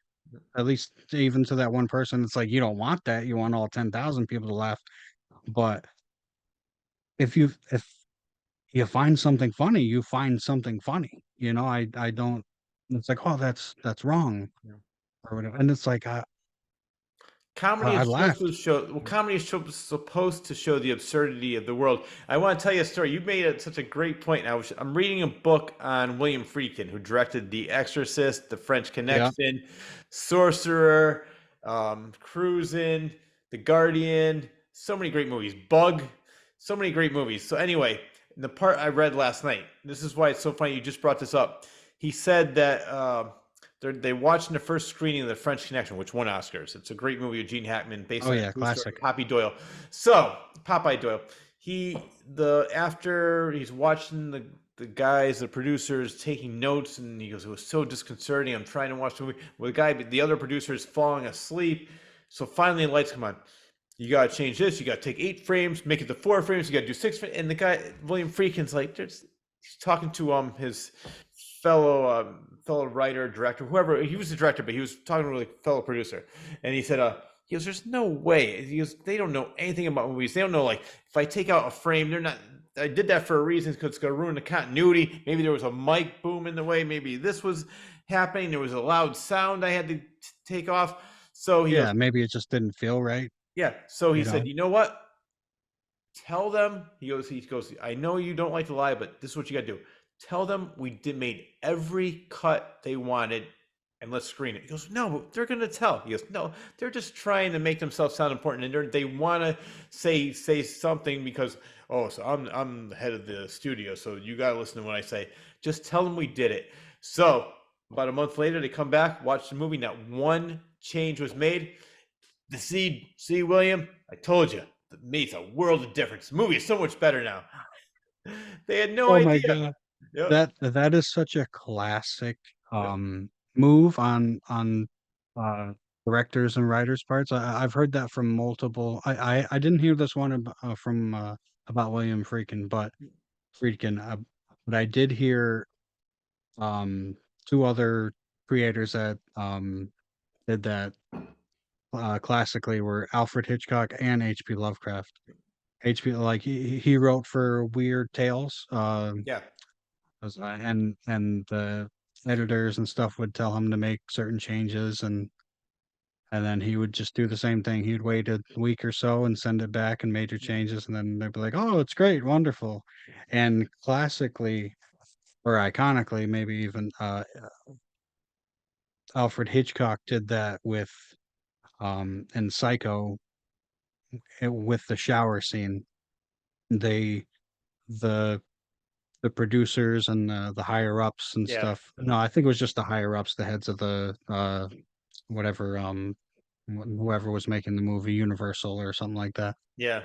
Um, the shower scene, they they couldn't agree on whether they saw a nipple or not, and there isn't actually there isn't a nipple in the scene, but from how like fast Yeah. the jump cuts and stuff are, it I went I almost wonder if it made them kind of like subliminally see a A uh nipple.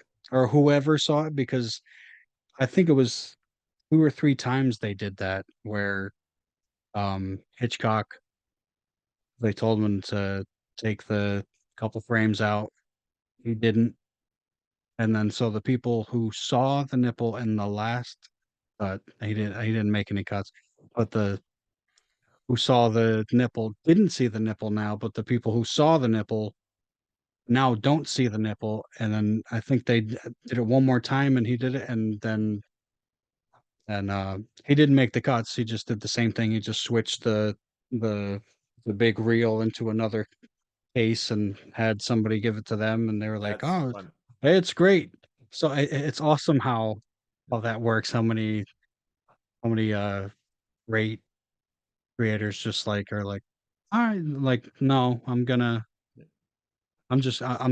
keeping it the way it is," but by tricking them, and it shows how almost incompetent Yeah. the editors and higher ups in these studios are, to where it's like you if it was such a big deal, but you didn't even notice Hmm. that, it's like I feel like it's more of a it could be more of a not with everybody, but like a power move almost, to No, where it's like, they want to assert their authority. That's all it was. They yes, they yeah, want to show like, you know what? I'm the executive of this company. I know what makes movies good. You have to listen to what I say. I'm the mhm, boss. That's all it was, and that's exactly what William Friedkin said. He goes, "They're just trying to say anything because they want us to know that they're in charge of us. They don't know anything about this. They're not going to notice." And it's funny that Alfred Hitchcock, I didn't realize Alfred Hitchcock did that, but mhm, that's why it's two perfect examples of if you really believe in the product that you're doing, don't change it for anybody. And I love these yep, stories. And there's another one last example is Seinfeld, Larry David, who's to me one of the funniest guys in the world. I love Curb Your oh yeah, Enthusiasm. It's one of yep, my favorite shows of all time. But when he went with Seinfeld to pitch a show, they're like, a show about nothing? That's stupid. Larry David walked out in the middle of the pitch, said, "I'm done. I don't care about this." And luckily, Jerry Seinfeld's like, "Come on, let's work on it." He goes, "No, if I can't do it the way I'm doing it, we're not doing it at all."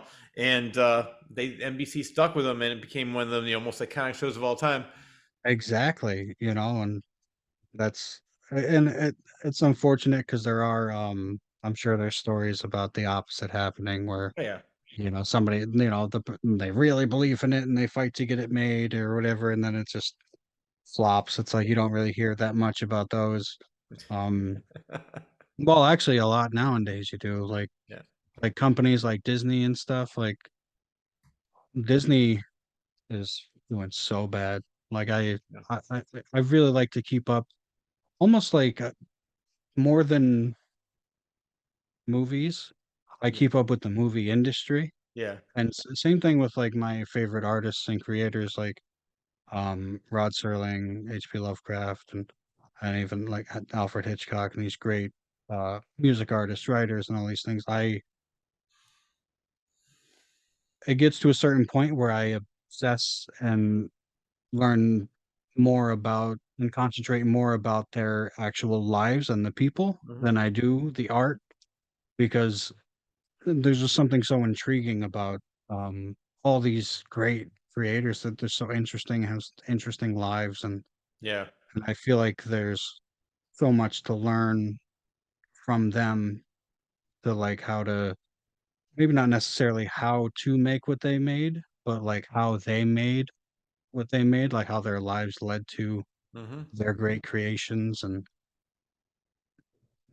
I'm just so infatuated. Like that's why the listeners will probably notice I know more of. It seems like I know more about the people than I do about like the specifics of the art or stories that they do. I mean, I know a lot about obviously the Twilight Zone, and I can rattle stuff about that. But Lovecraft's writing is very particular, and kind of like you have to learn how to read it, because it's very um the words and stuff he uses are so not um not in like today's vocabulary, and like gibbous and eldritch, and like all, like I'll read a story and I'll have to stop multiple times to like go like, what is that word? What does that mean? And, like he goes like this roundabout way of explaining something, Yeah.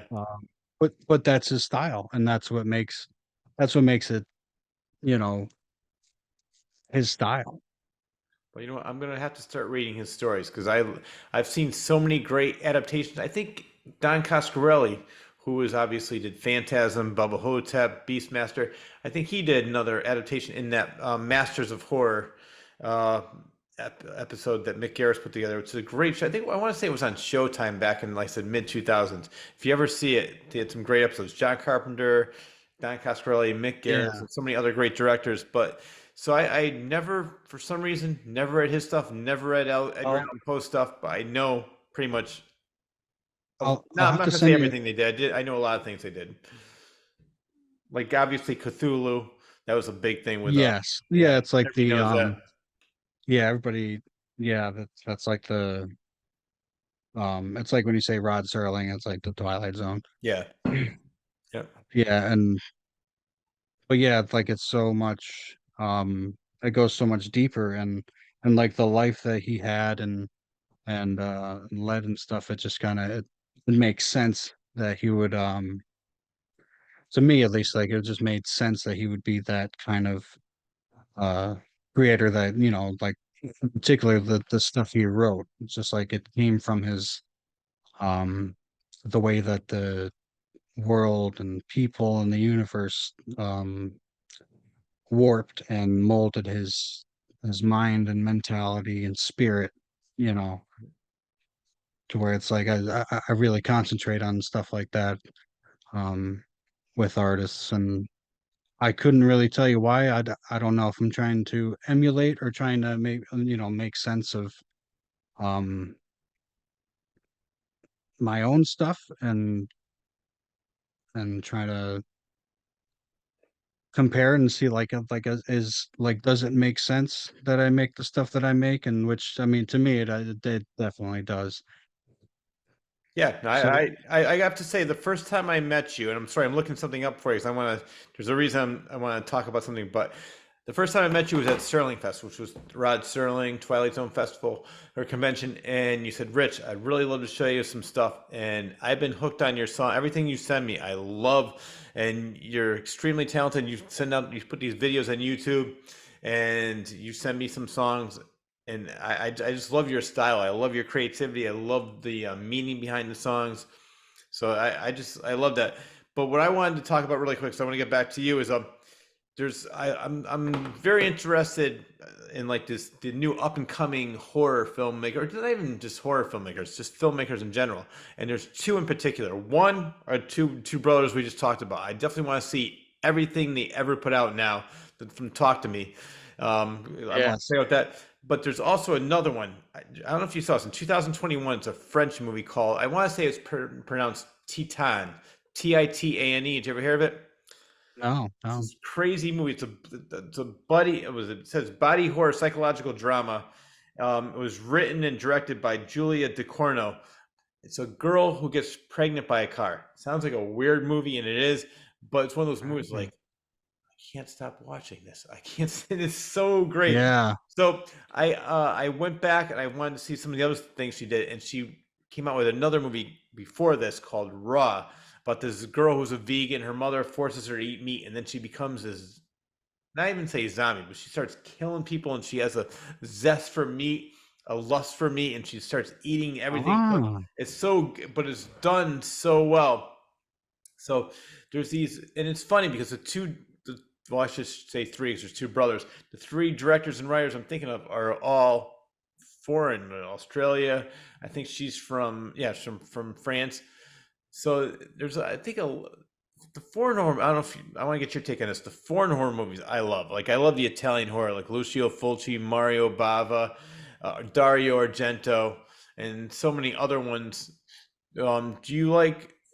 Because I think they have more of a freedom than the American audiences do, because there's no such thing as the MPA over there, so they can basically get away with anything they Oh want. yes, yeah, they can do whatever they want, and they probably don't. You know, and there's a huge market right now for Yeah, worthwhile stores. Stores like stories and horror yeah. movies, and and I think that makes me really happy to know that, and also kind of validating to know that I feel like the culture in America's right now is fucking things up for the movie and Yeah. entertainment industry because we have too many roadblocks and you can't do this and you can't do that and No, I know. that's like besides the obvious things like you can't really kill somebody on camera or whatever, but now it's just like outrageous like the things that they try to uh push out and then be mad and blame the audience for not going to see it. No, I know. It, And I don't like that either. Like that's a big thing with companies as well. Like they shit on their fans and like their main uh they'll have like a core group of people that support a thing like Star Trek or Star Wars or something that and then when they tried to reboot them, they shit on the old characters and then the original audience, like the audience that really that made those great movies and series and stuff what they were. I mean, they were great because they were great, they were incredibly written and this and that, but they wouldn't be nowhere nothing without the people that watched them, and like religiously, especially like Star Trek and Star Wars, no, and exactly. then they come out and they change up so much stuff and then they blame the people that want that like want to see it, that want to like it, but they just can't because Yeah. it's so different, it's and I didn't really get into movie criticism until after I saw the Star Wars The Last Jedi. Oh, well, I have to say, to me, and you mentioned Disney several times. Disney is ruining movies. They are so Abysmal. politically correct. They're so, yeah, I mean, politically correct is the word I'm going to use, because they have to make sure that everybody's represented. They have to make sure that, and they're not even doing it. I don't even, I like the fact that people are represented, but here's the point I'm making. Don't do it just to fill a quota. Do it because it enhances the picture or enhances the story. Don't do it because, oh, this is what people expect. No, and it just seems like and the reason I brought that up for this is because it might have been that Star Wars where I actually walked out. I said, this is just stupid. I can't take it. I was so bored. And even it got so bad where Mark Hamill, they had to put a cease and desist order on him because he was going to these cons trashing Luke Skywalker. It's Luke Skywalker would never do this. This is stupid. And they said, stop Yes, trashing the and movie. I love that he did that Yep. because like it blew me like when I saw The Last Jedi and I walked out of the theater, I was like, what the hell? I was like, what is happening? I was like, that I didn't like that movie at all, Yeah, and it was horrible. you know? That was the last one I saw. I said, I cannot watch And it any more. was sad because, Carrie Fisher's gone and, Yeah, you know, God knows how long Mark Hamill and Harrison Ford. yeah, Harrison Ford have, and then, then they just can't, they had they had the opportunity to give the fans what they wanted and the money that the fans would have threw at Disney with merchandise and all this stuff. Like they didn't even sell toys for the last movie that came out. I know. And Star Wars was the franchise to start that. Oh yeah. Like and I mean, and that's people are still buying Star Wars merchandise, but Hmm. they're just not buying Yeah. the new trilogy stuff. And it's I feel like it even like to me it has nothing like to do with like the diversity stuff. It's like I definitely agree with what you're saying, but even for like the Star Wars, like I didn't really notice the changes that much because I was, I just uh, which is even bad to say, but I'm just gonna say it. I see people, I don't see Yeah. color, Well, that's the way it should and be. somehow that's bad to say, but No, I don't think that's bad. That's not bad to say at all. And but that's the point I'm that's making. Like, Nick, all right, I'm gonna give you an example because going back to the movie Alien with Sigourney Weaver. yeah, Not once did I think, oh, they just put her in there because she's a woman. No, they put her in there because she was the best exactly. actress for it. She was great for that role. It was originally written for a guy, but it didn't matter. But now these movies have to put in, it's like, oh, well, no, we have to have this. And it's like, no, you don't have to. And And don't force it down everybody's throat.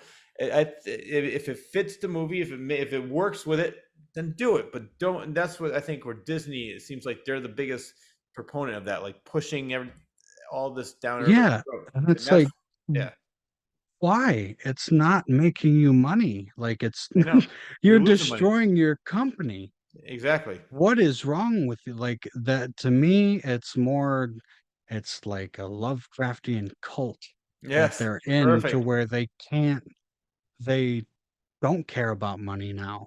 Like I would like I wish companies did care about money again because, that it's just so weird now, like because they're burning like their stocks is like plummeting and they're even thinking about just selling Disney as a whole straight to Apple because they just can't keep they're firing thousands of people and they just keep doing the same thing. It's madness. It's crazy. It's insanity. I was gonna say, what's the definition of insanity? Doing the same Mhm. thing over 100 times and thinking that something's gonna change or something to that Mhm. effect.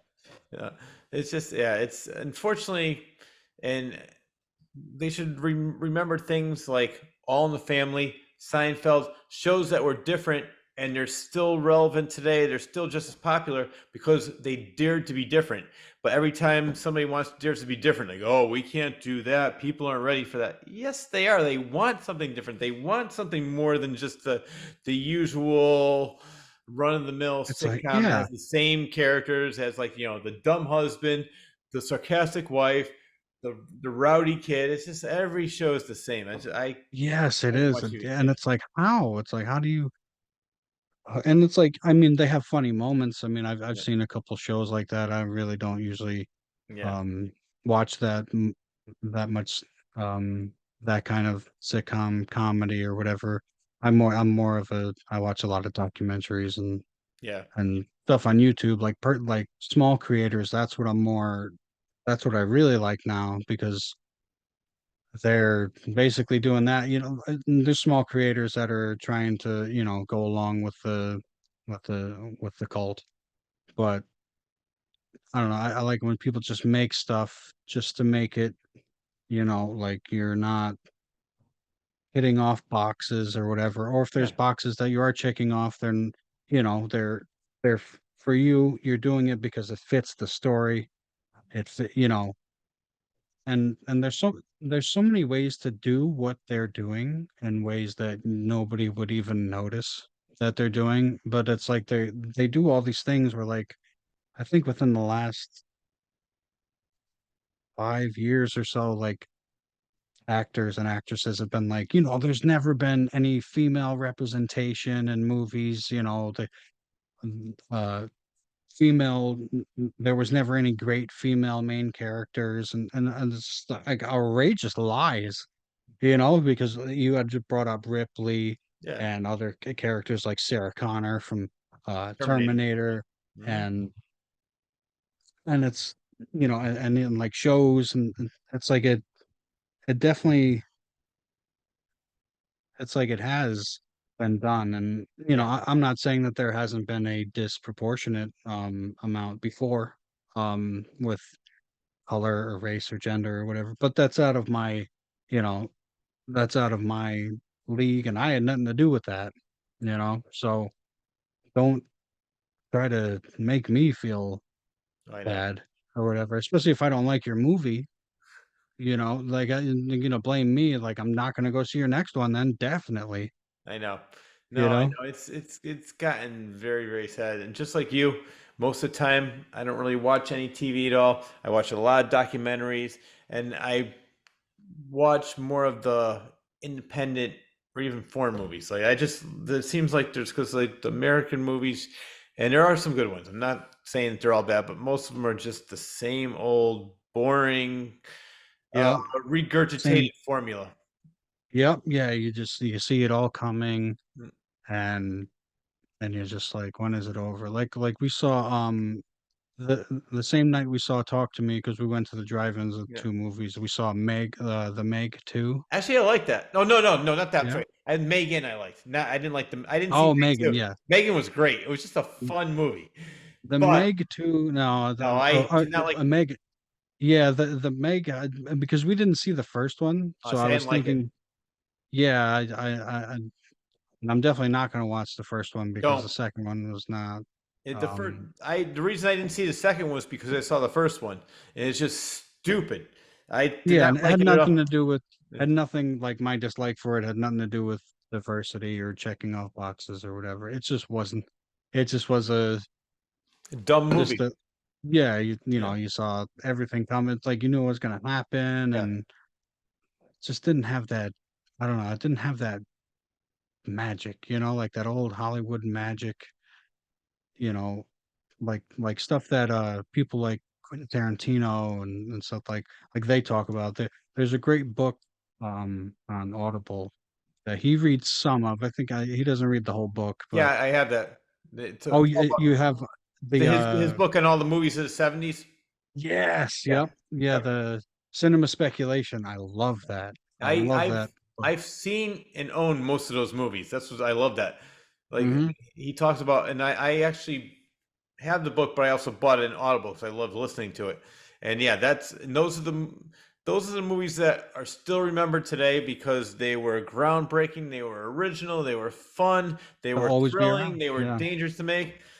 But now everybody's working with a safety net, and nobody wants to take any chances. Nobody, and you know what? It's so true. Kevin Smith makes this comment all the time. He goes, "All these studios care about is a title. They'll put a title that somebody's familiar with. It's a remake, reboot, remaster, whatever you want to call it. Hmm. They don't care about the content. As long as it gets asses in the seats that first weekend, they make their money. Then they put in another quote unquote remake, reboot, remaster. And they're not making money anymore, No. those Oh, I remakes. know. Like Indiana Jones lost money. Yeah. Um, I, every like I don't even know how many years, but like Disney movies especially have been just Yeah. they're hemorrhaging money. And I used to, like, we went to like Disney World and stuff. Um, I wouldn't say frequently, but probably more than uh um the average kid would. And we also went to Universal too. we love like like movies are big in my family. Like my Yeah, sister, she has all collections of Spielberg movies that the she has a huge ET collection and Back to the Future and stuff and there used to be just like magic. I mean, especially in Disney because like that was their thing, the magic and stuff. The happiest yeah. place on the world in the world and they were really family oriented. And now they're just like political and I just Yeah, that's what I hate. Don't make it keep political, just make it yeah. fun. That's the thing. And regardless of whatever politics, Yeah, like regardless of Democrat, Republican, Independent, or whatever, I don't yeah, care what it would be. Just yeah, keep it out of Disney, keep yeah, it out of the movies. There's obviously historical biopics and whatever that kind of stuff. I'm not saying there can't be, but it's like keep the politic. If there's going to be politics in a movie, have it be in the movie and exactly. not in the creation of the movie Yeah, to push some kind of agenda to make you some people think some way mm, and it seems so manipulative and it's not working anymore because like I said I keep probably more than the average person tabs on how Hollywood and movies and stuff like that are doing and they're they're not doing too good at all like all no. the major um all the major uh uh Change whatever they are the movie yeah change, yeah, like AMC, yeah which the I'm worried about. I love AMC only because it's called the A-listers. I pay $25 a month. I can see 3 movies a week every week. So I see a lot of movies because I just love going to the movie. I love the big screen, the popcorn, the soda, just sitting yeah back in the lounge chair. I just love yeah that. I'd rather do that than sit at home. All these people are like, oh, why would you do that if you can sit at home? I love the movie experience. And that's why I don't want that to end. And it's scary when, like you're saying, it's true. All these big chains are collapsing because nobody's going to the movies anymore because yeah all these big studios have agendas and people are seeing right through that and they're like, fuck you. I don't want to see yeah this movie anymore. I'm not going to have everything shoved down my throat. I'm not going to be hmm forced to do this thing. So so just to make it clear, you and I are definitely on the same page. and We just don't like when things are done to have it be done just because like, oh well, we have to do this. You don't have to. Only do it when it enhances the movie, makes it better, and when it actually fits. Don't do it because you yes feel like you have to do it and you you have to have do to. it Yeah, or even more maliciously yeah, the it's like I feel like the phrase that comes up a lot when doing these stuff is like people people have to think this way we have to change yeah. people's outlook on blah blah blah this No, and see, I that hate that. it's like no you don't have the right or the power People are to going to do think that what they want, and if they're the only way they're going to change is if they're willing to change. Watching something or reading, that's why this is what gets me so angry when somebody puts their views on Facebook and then they get mad. I don't care what their views are. This is the point I'm making, where somebody debates them and then they're like, "Oh fuck you!" This and that. It's like you're putting your views, and you get. It's like, what do you think that you're going to put something on there, and people who didn't agree, like, you know what? I never looked at it like that. I think you're right. All yeah these years right I thought so. This like I just can't stand when somebody puts their views out and then they get mad when somebody sort of calls them out on their bullshit or whatever. Calls them out on what they believe in, and then the other person can't back it up. That's why I think it's funny. It's like, well, you want obviously put that out there for a reason, but you want just everybody to agree with you. So it's just I think that right there's a lot of that. So the reason I bring that up was that people are always going to think the way they want to think. It's a movie is not going to change the way they think. Just like, oh, you know what? Wow, Disney's right. I never saw it like that. Yeah, that's not going to happen. yeah exactly or like let's even say let's go risque and say like somebody's racist and they watch like a movie about um not being Yeah, racist or whatever it's like that's like there I feel like more people now people I feel like are inherently inclined to resist yeah, um uh obviously force and m- manipulation and especially if it comes off in like a subliminal way, but it's not executed. It's like to hypnotize people or to do these kind of things, you have to be a master Mhm. at you know at doing those things. It's very hard to because we're like humans can sniff out when Oh yeah, somebody's trying you know, to I do know I something can. because it's not authentic. It doesn't feel right, you Exactly. know. No, I agree with you. And that's why, and a movie's just supposed to be, for the most part, entertaining. So I don't want to be preached at every time I walk into a theater. I just want to sit back and forget about life for a little while and just, escapism. That's what it's supposed to be about for the most, Right? unless I'm It's like watching a documentary or something like that where I want to learn about the subject. But for the most part, I just want to sit back, relax, and forget about the world for 2 hours. So it's for to go into a theater and then have it just thrown at me saying, "This is the way we want you to think. This is the way you should think." Nah, like you said, people are just going to resist, and it's even worse than it used to be, like with the polarization, where it's just that now people are like, "You can't tell me how to think. I'm going to do this." Just I don't exactly. know. Yep, and they just stick with their clicks, Yep. their and that's how humans are since the beginning. That's one thing we can't um it's in our programming to tribe up, to Yeah. to tribe up and fight the enemy and stuff. And that's what I think a lot of people forget, that we're not really like like separated by a long time from our ancestors that were you Yeah. know where walking around naked and beating each other to death and eating raw meat, and Yep. we're just like we're not that many Yeah. They think people. people think that we're so much more civilized than that. Not really. No. No. um I we definitely agree with have that. very few people have created this technology that we use. Like that's why I like listening to Joe Rogan, because he has a lot great perspectives on life and society and the way we come. Like he says, like we as a species, we think we're smart because we have these the microphones and all this technology, and we think we're like gods and stuff. But it's we if me and you, he has a bit where it's like if me and you were to go out into the woods, and the only way we can, me and you, like all power goes out and everything is dead, like we go into the woods with a hatchet, how long would it take for us to come back with the internet?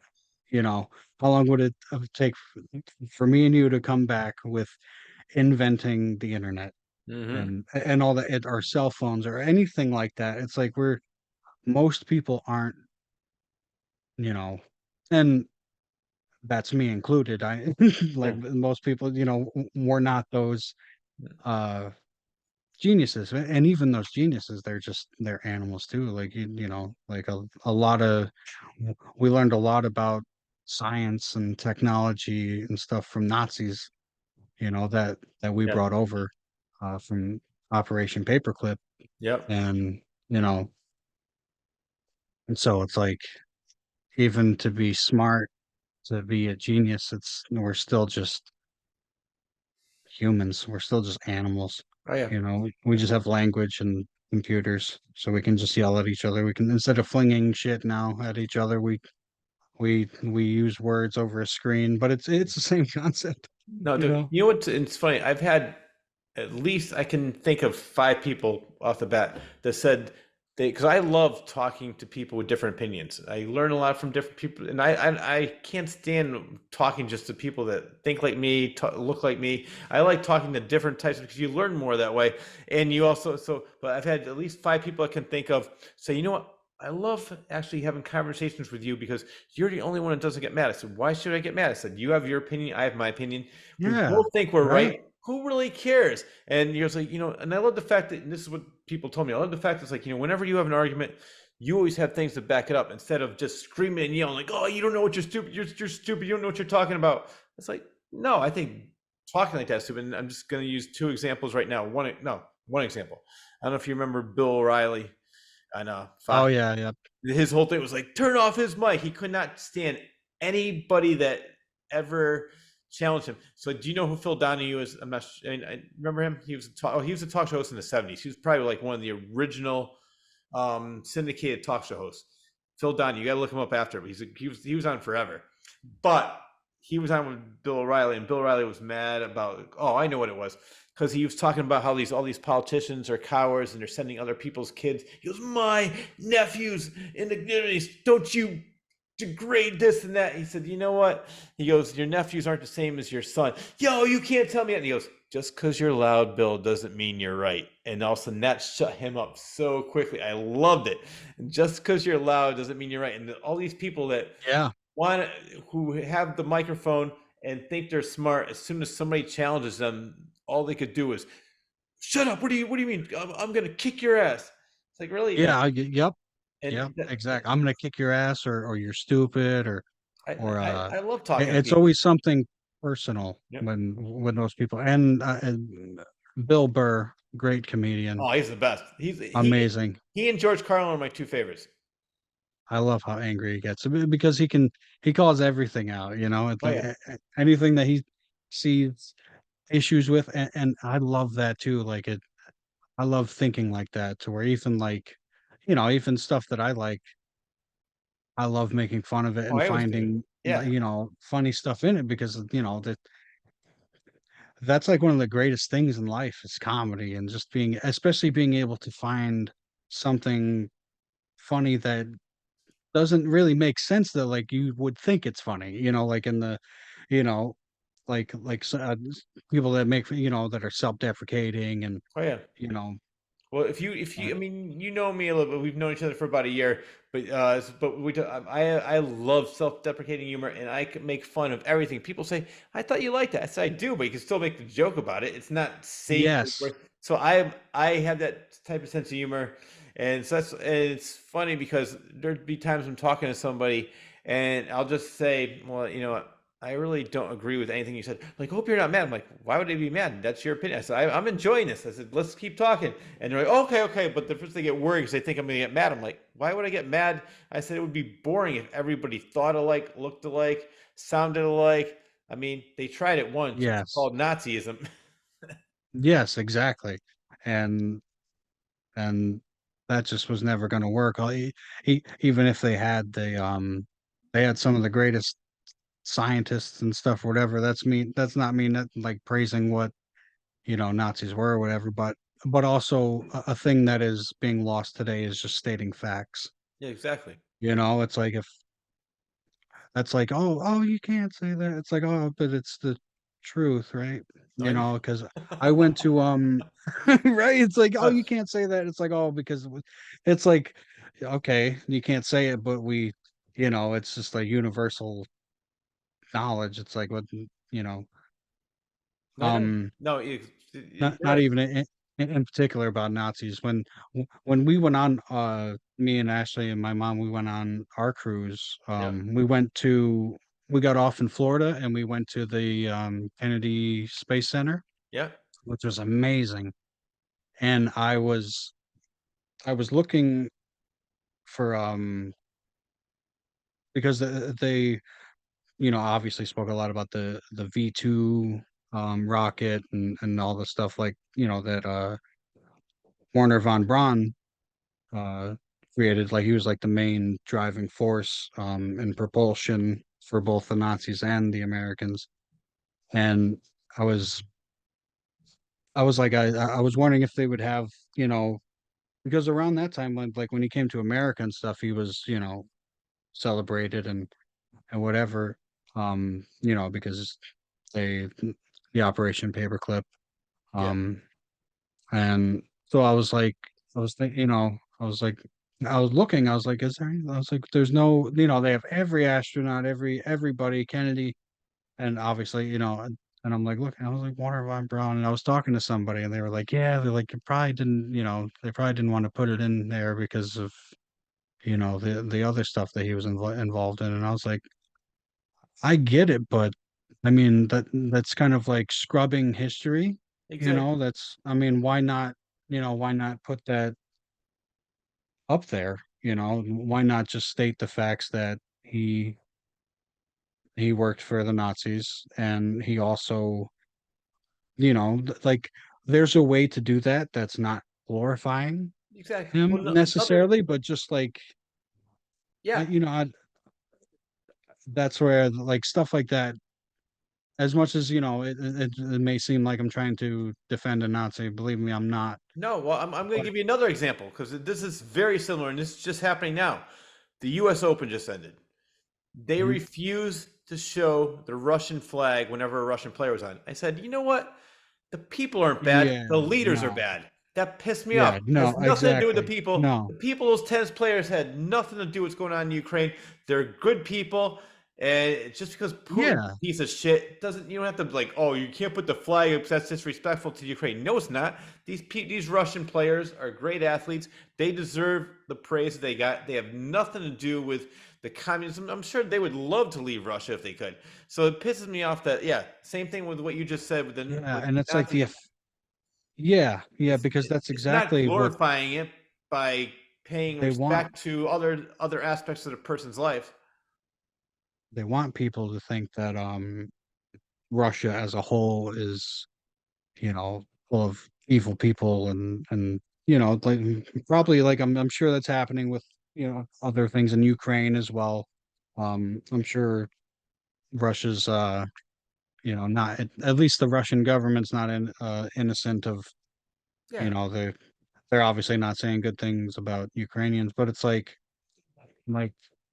I don't know, there's a lot of history there and then, it's yeah, it's tough because I mean those athletes they're representing the the Russian people, not the Russian government, you exactly. know.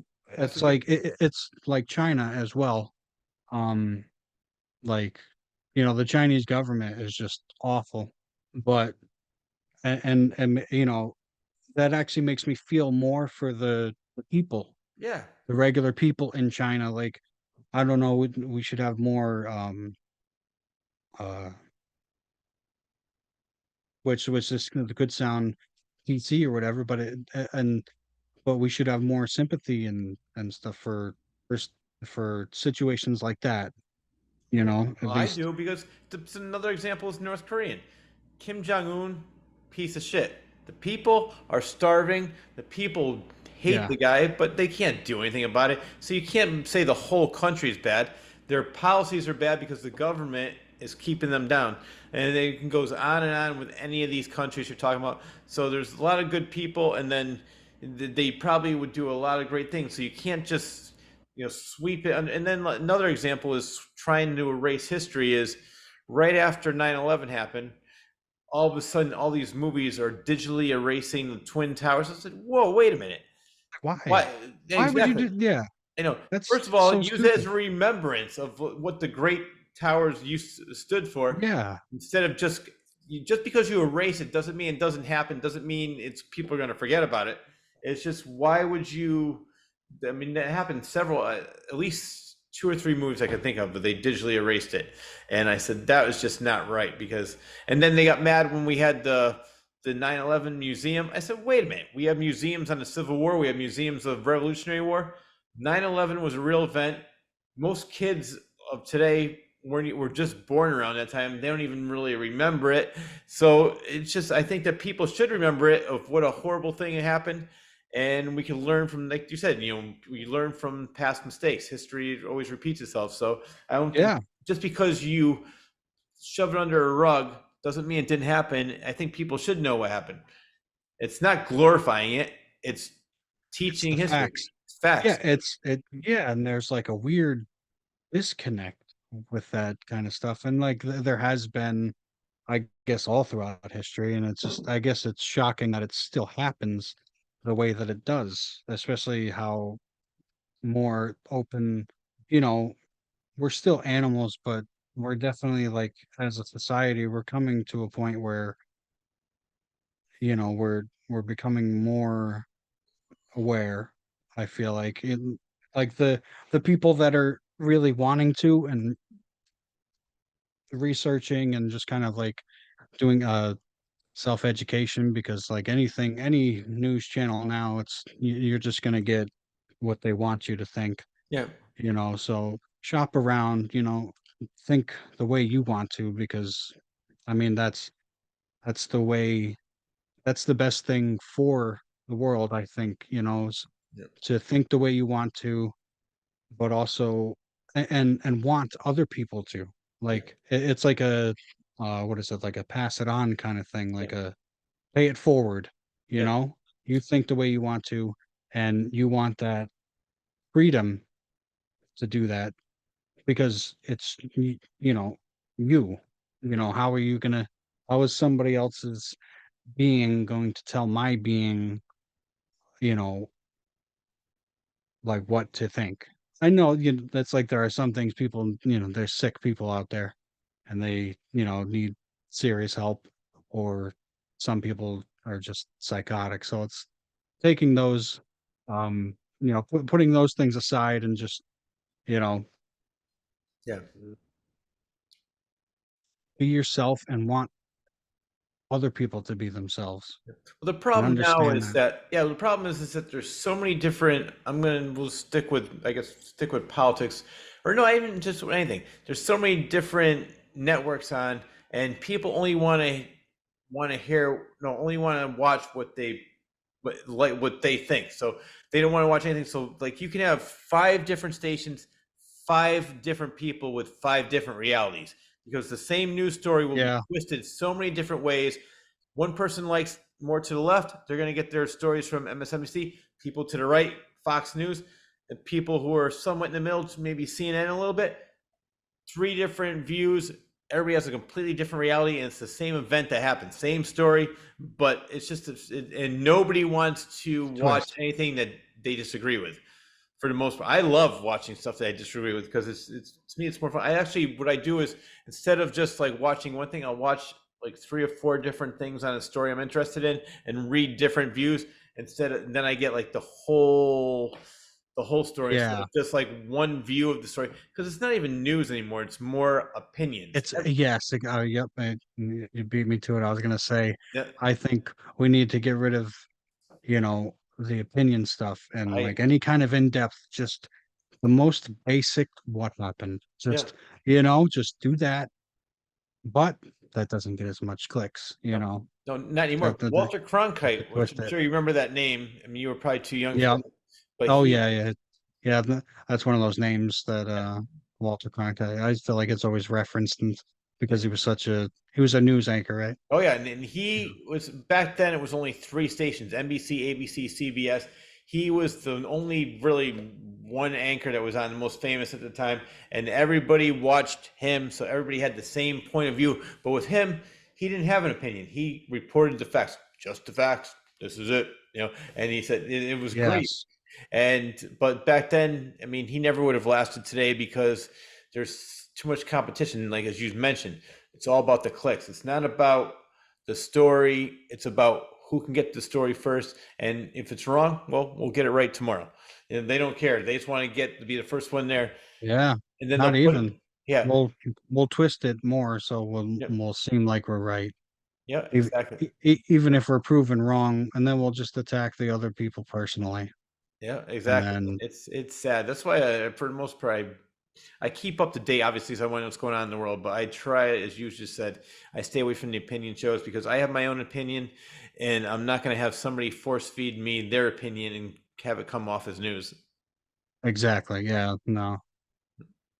And it's like and once you once you go so long thinking for yourself and doing research on things, it's easy to see through that, to see through like, okay, this is their take on it, or Yeah, this is what they were told to say, or it's just not even matching up from what the story is versus how they're putting their opinion, or oh yeah, just making it so difficult, just so to try to get any kind of informed information, and then and then the crime and stuff that has kind of come around that, the cities are burning and it's like what's comforting to me, I Hmm. guess, in it is that no matter what, the universe will always be there. Oh yeah. Even if as like we're gonna be gone, like none of this it it all matters very much and it doesn't matter at all. You know? Yeah. That's like it that's what is kind of comforting to me is that at least like we don't control everything. Yeah. Imagine if we did. Oh, Oh my God. imagine if people controlled the universe. That'd be horrible. Well, Oh, I'll tell you, speaking of that, have you uh, seen Oppenheimer? 3 times. Oh, yeah, three I, times you I, said? lo- Wow, that's crazy. I love I that saw it movie. once. I was like, oh, yeah. I mean, I loved it too, but You have to it was see. so long. I could tell you. I mean, well, I saw it once by myself. Then once my wife wanted to see it, and then I Hmm. went to Cape Cod to visit my brother. He wanted to see it. But every time I saw it, I got even more out of it. It's such a good movie. Like you said, it's long, but to me, it It just flew is. by. Robert Downey Jr. is impeccable. I mean, it has everybody. It has Casey Affleck, Robert Downey Jr. Who? I mean, I can't think of some of the other. It was Emily Blunt was in it, and there's so many great actors in that. Yes, yeah, So it's just yeah, and yeah, and it's such a great story. I love that kind of. I love that whole era. Like I feel like I think I've spoke about it before, but just like a man out of time, yeah. where I just when I love that era so much. Like Yeah. I'll be at home just listening to 50s and 40s music and stuff, and every time I see like an old, sometimes we have people that live around here that have old jalopies and stuff cars from that era. I'm like, oh, I was like those are like my dream cars, and maybe it's like an old, I don't know. It's definitely a weird form of uh nostalgia, like like a not lived Yeah. nostalgia, but there's something about that time period that I don't know.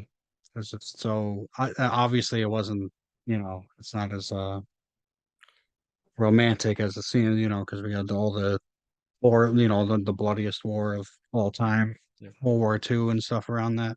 Well, I But can tell you the how. optimism, Yeah. Go ahead.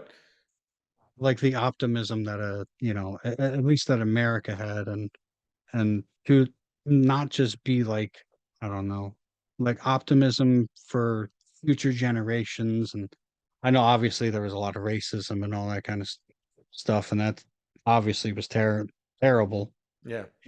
and but the founding fathers going even further back, like paved the way for that stuff to get snuffed out eventually, Hmm. because they even though they had the founding fathers had slaves and all that stuff, but they obviously knew that it wasn't right and that has to change.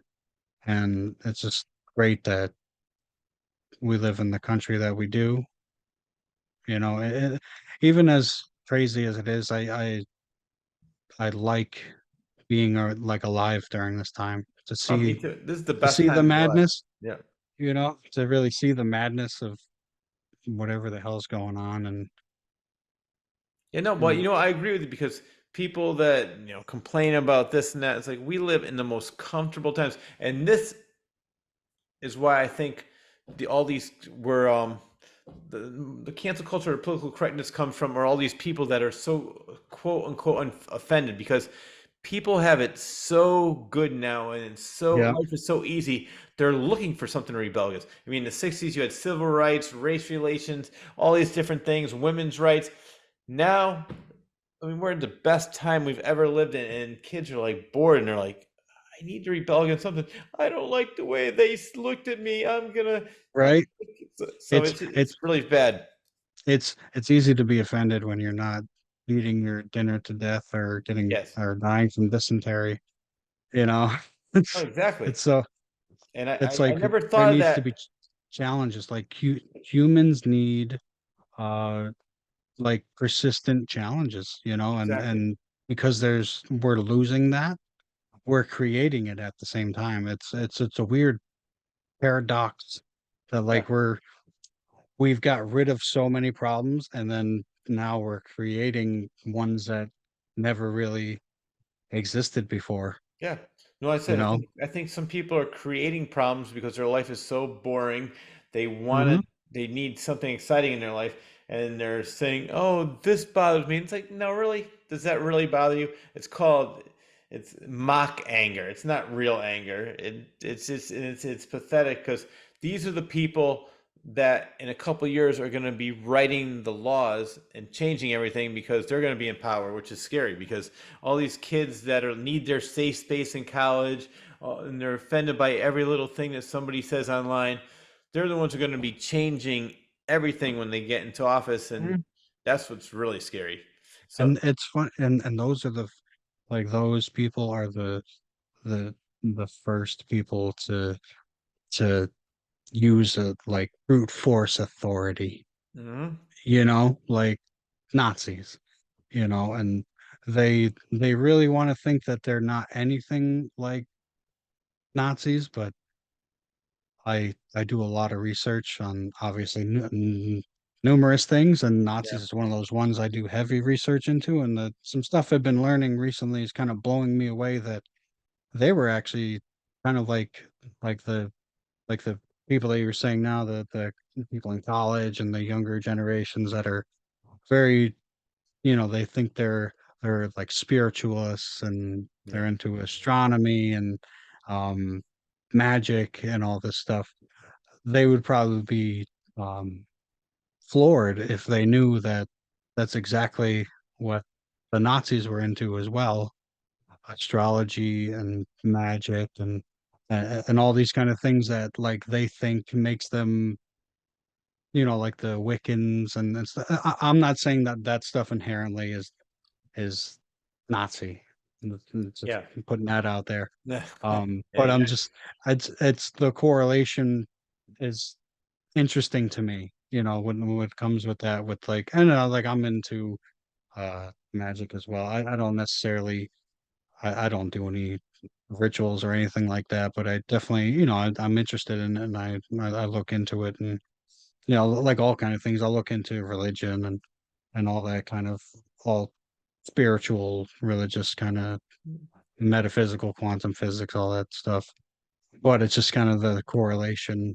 I Like lo- a lot of those people that are like, you're a Nazi, and yeah, then you see like they have like a Wiccan sticker on their car and the astrology, and I'm like, oh, you're more you,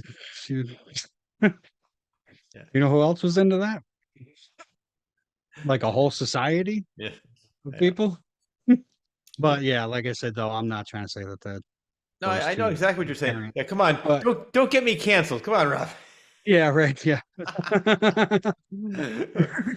No, well, no, it's sad because these are the people that wear the Che shirts, thinking it's cool, and they have Hmm. no idea what that guy Yes. did. It's like they have it all ass backwards, Yeah, yeah, exactly. you know?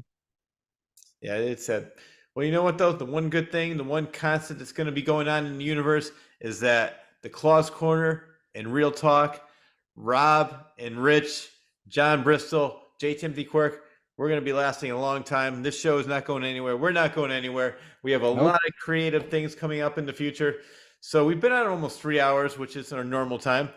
Yes, yeah. Before we go, um, I want to hear some plugs from you. Tell our viewers what you're up to, what you're doing, where they can find you, all that fun stuff.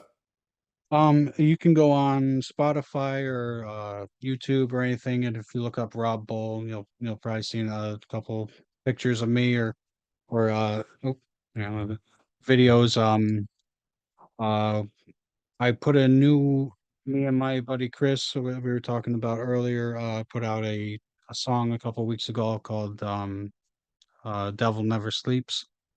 So if you guys want to check that out, it's a rap song, and I go into a lot of um the kind of stories that I was saying, the selling of the soul to the devil and becoming uh all powerful, but then also deteriorating spiritually and all that kind of great uplifting stuff. No. Um, so you can look up Rob Bull, Devil Never Sleeps on all the platforms.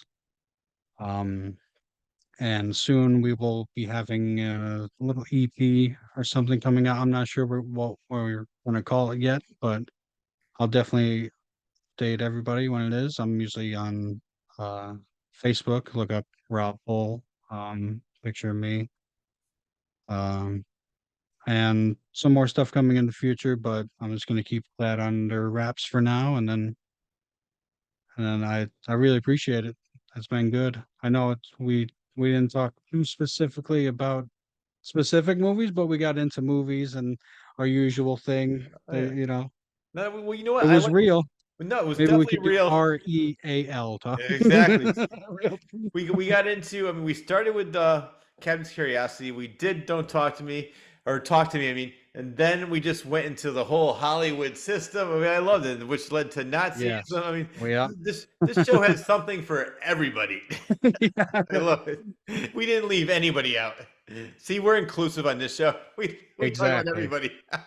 We offend everyone. So, and my name is Rich Sayre. You can find me on YouTube under the Claws Corner. I have one show, the Claws Corner. I also have another show called Reel Talk. That's REEL, where we talk about movies and a whole lot more, as you saw from this episode.